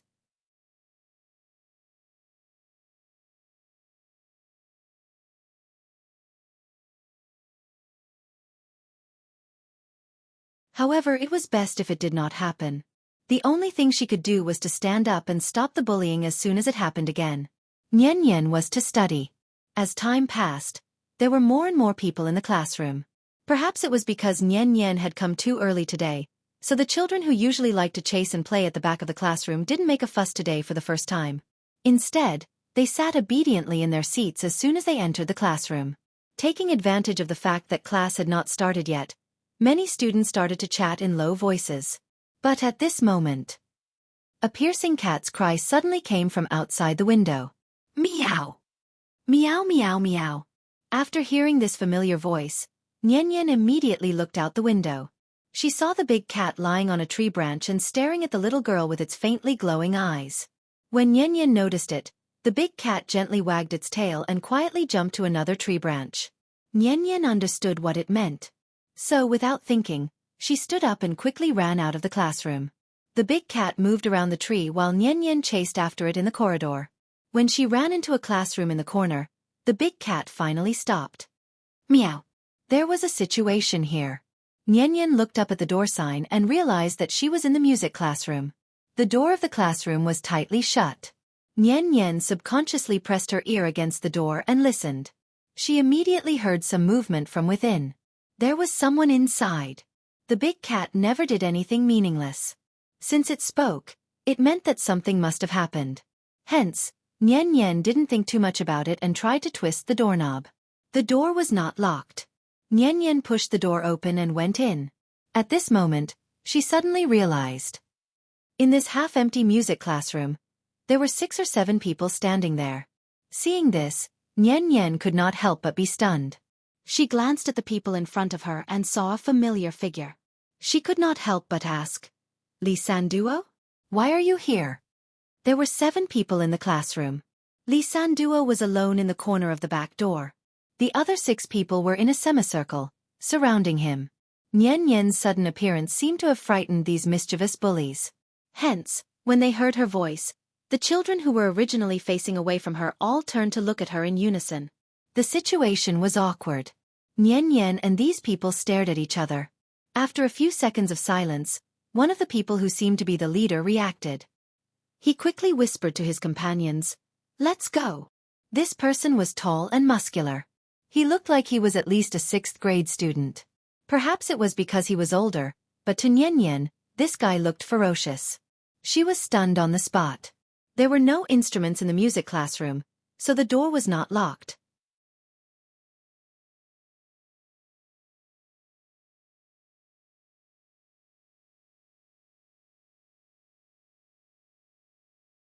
Chapter 524. The teaching building of the capital-affiliated primary school was an outer corridor. Nian Nian was blocking the front door, so she blocked the only way out for this group of people. Although she was only a little more than 1.2 meters tall, when she bravely stood in front of the crowd, her small figure suddenly seemed infinitely taller. "Don't leave. You have to apologize to Li Sanduo. Or I'll tell the teacher. Tell him you bullied him." Nian Nian took out her trump card. For the lower grade students, the class leader's report was naturally quite lethal.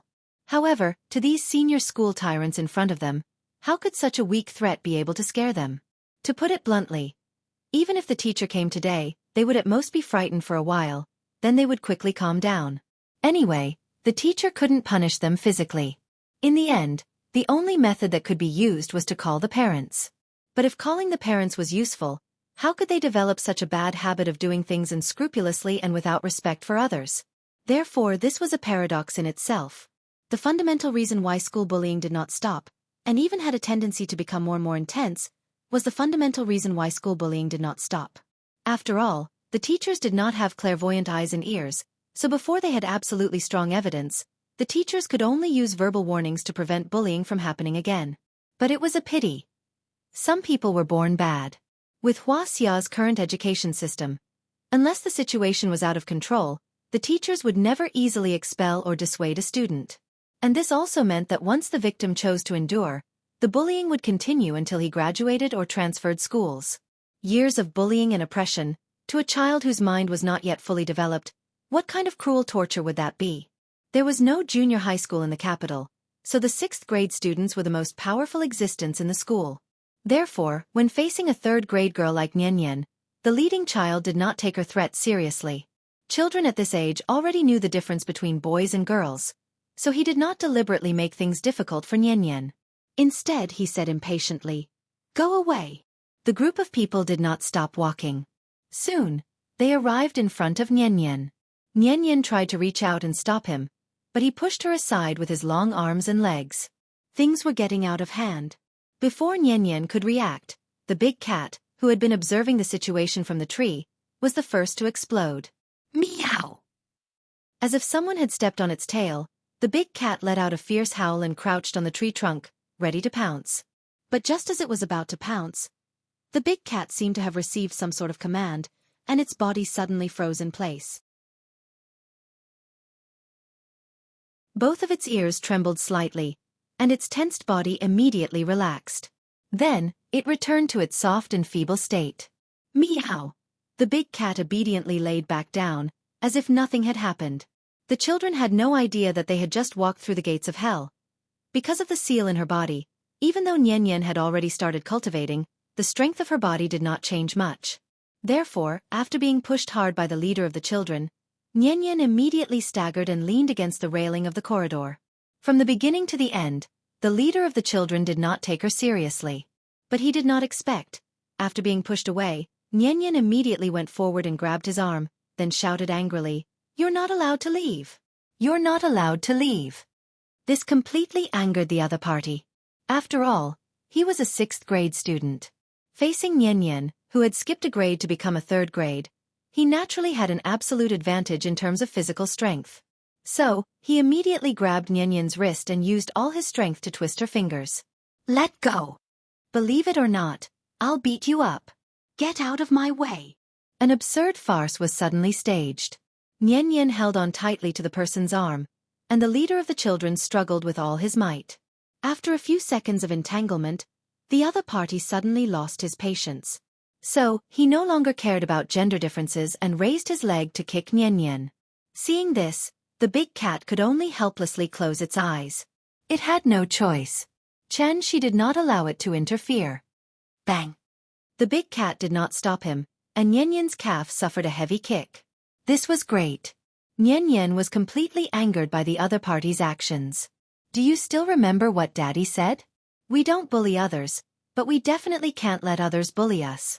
So, she immediately copied the other party, raised her right leg, and without a word, kicked over. Moreover, her kick was even more ruthless and decisive than the other party's. After being kicked by her, the expression on the leader's face was very interesting. You still dare to fight back? Brothers, beat her up for me. The other children had some reservations, but after seeing that Nian dared to fight back, they swarmed over.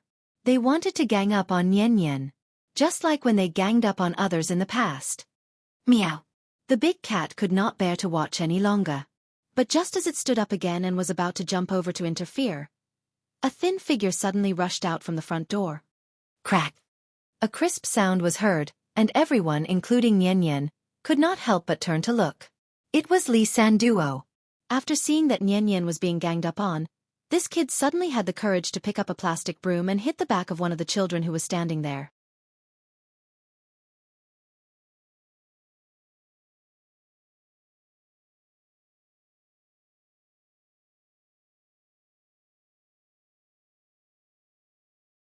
As he spoke, the teacher pulled Li Sanduo to his side and helped him pat off the footprints on his body. Even though primary school students were a little reckless when fighting, they weren't very strong. So Li Sanduo didn't have any serious external injuries. But even so, Li Sanduo's face was suffused with a strange layer of redness. She reckoned that it wouldn't be long before this child turned into a swollen pig head with bruises all over his face. With the timely intervention of the PE teacher, this farce finally came to an end. Then, all the participants of the fight, including Nian, were brought to the principal's office by the teacher. Tell me, why did you fight? The nature of today's incident was too bad, so it could only be handled by the principal himself. At this time, Li Hu and the others finally realized what they had done today. Therefore, after hearing the principal's question, the few children were like frosted eggplants, not daring to even breathe loudly. Teacher, let me tell you. The little girl came to the principal's office as a witness of this incident. She was a girl, plus she was young and her usual performance was very good, so when the PE teacher saw Nian, he thought of her as a good student, a good class monitor who came to stop the fight. This was the natural advantage of being a top student. No matter how Li Hu defended himself, the principal would not listen to his explanation. Instead, he thought that this naughty kid was hopeless. Therefore, Nian, with the principal's intention to side with her, confidently told the whole story. Of course, she was telling the story from her own perspective. From her point of view, Li Sanduo was an innocent victim. After being targeted by Li Hu and the others for no reason, Li Sanduo could only silently endure Li Hu and the others' bullying. Therefore, no matter how the principal pursued the matter, in the end, it should not be Li Sanduo's fault.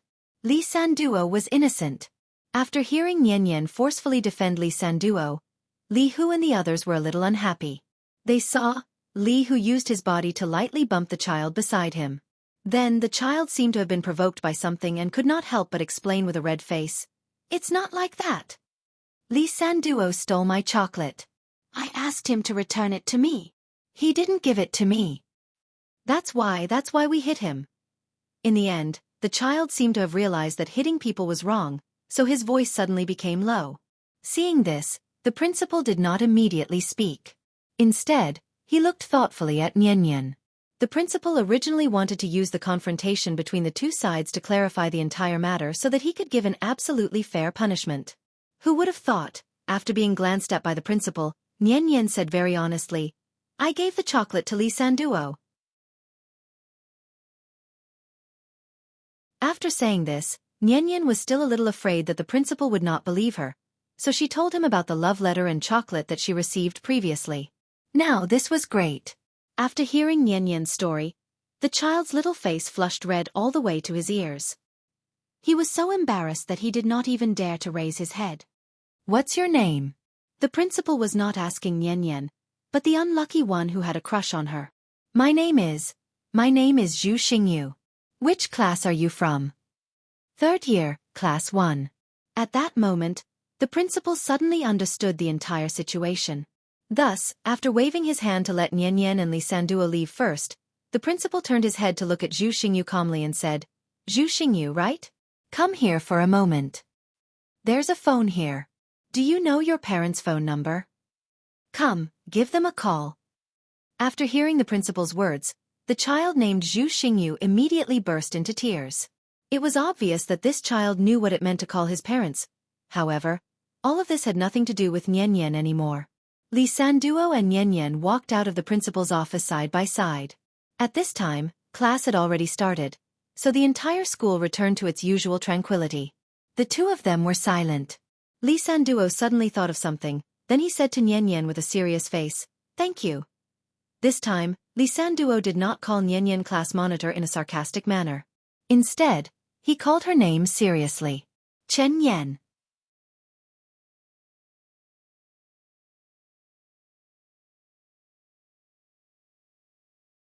Chapter 526. After writing, deleting, and writing, he was still not satisfied. He really couldn't afford to do it now. Sleep, I'll fight again tomorrow. I can't finish writing, returning from cultivation to become a stay-at-home dad. Please wait a moment. After the content has been updated, please refresh the page to get the latest update.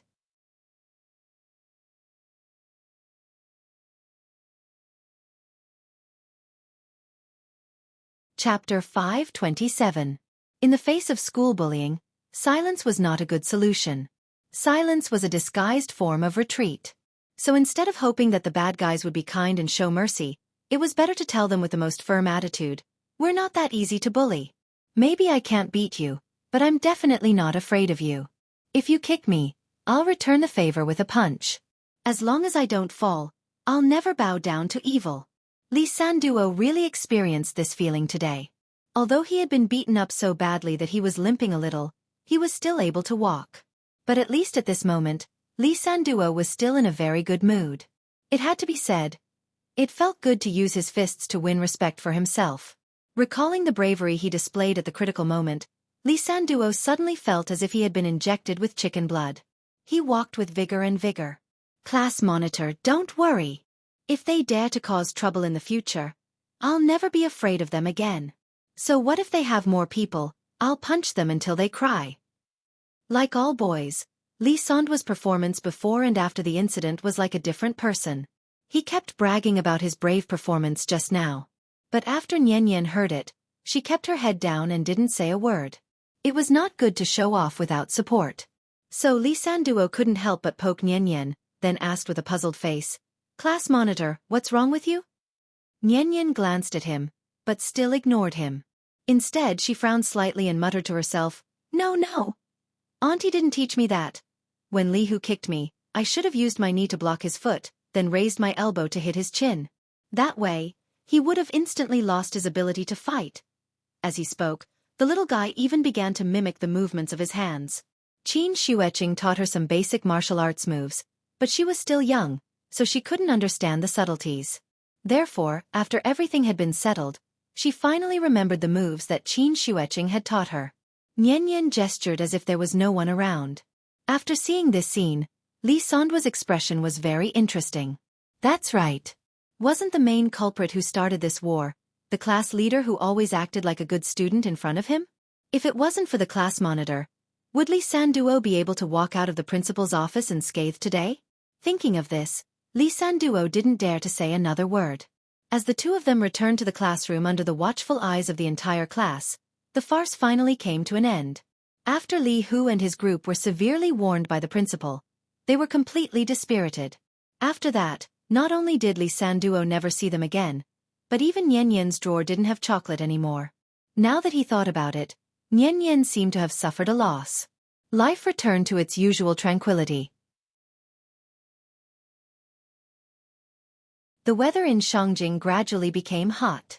The tea house welcomed the peak season again, but unfortunately, its owner was no longer in the mood to run it. Because of this, Gu Lao had to make a special trip to the side courtyard to drink tea with Chen Shi under the old locust tree. The two played chess and chatted. Their days were particularly comfortable. The life of a retired veteran was probably like this. Early in the morning, Chen Shi sent Nian Nian to school.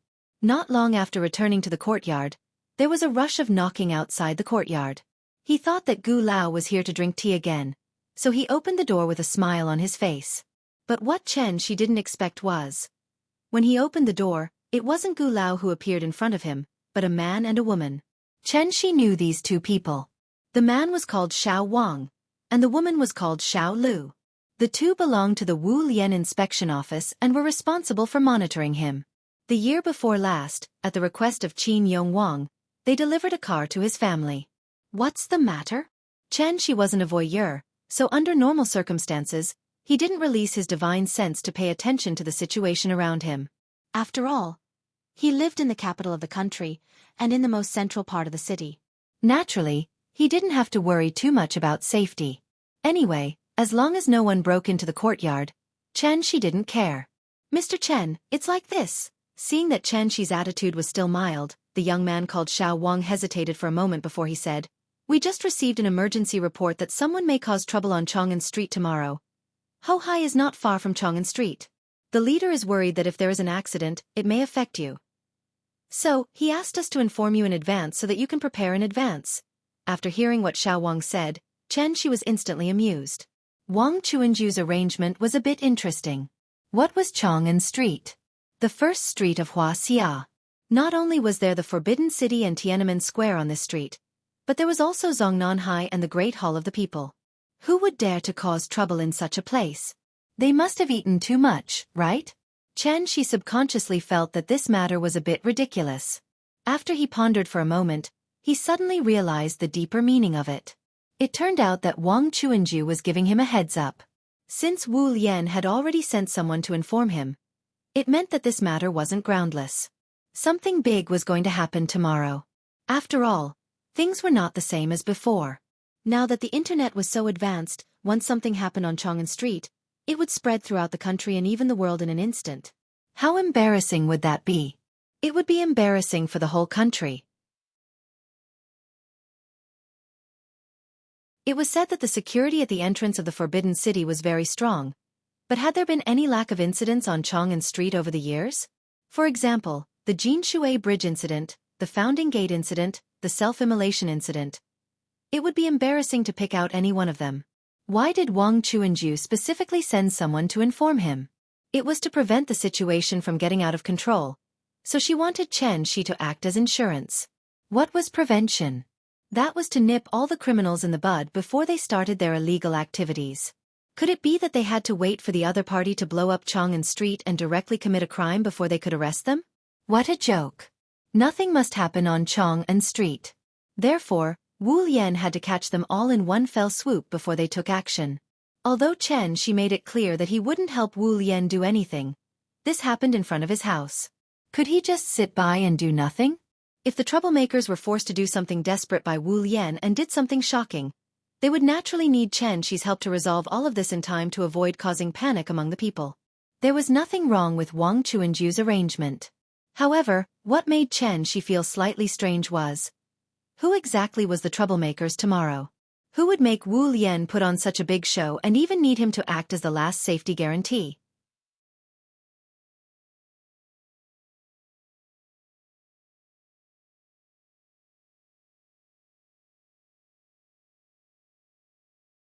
There were nearly 100 people in the 3 cars. All of them were warriors, and most of them were at the level of transforming strength.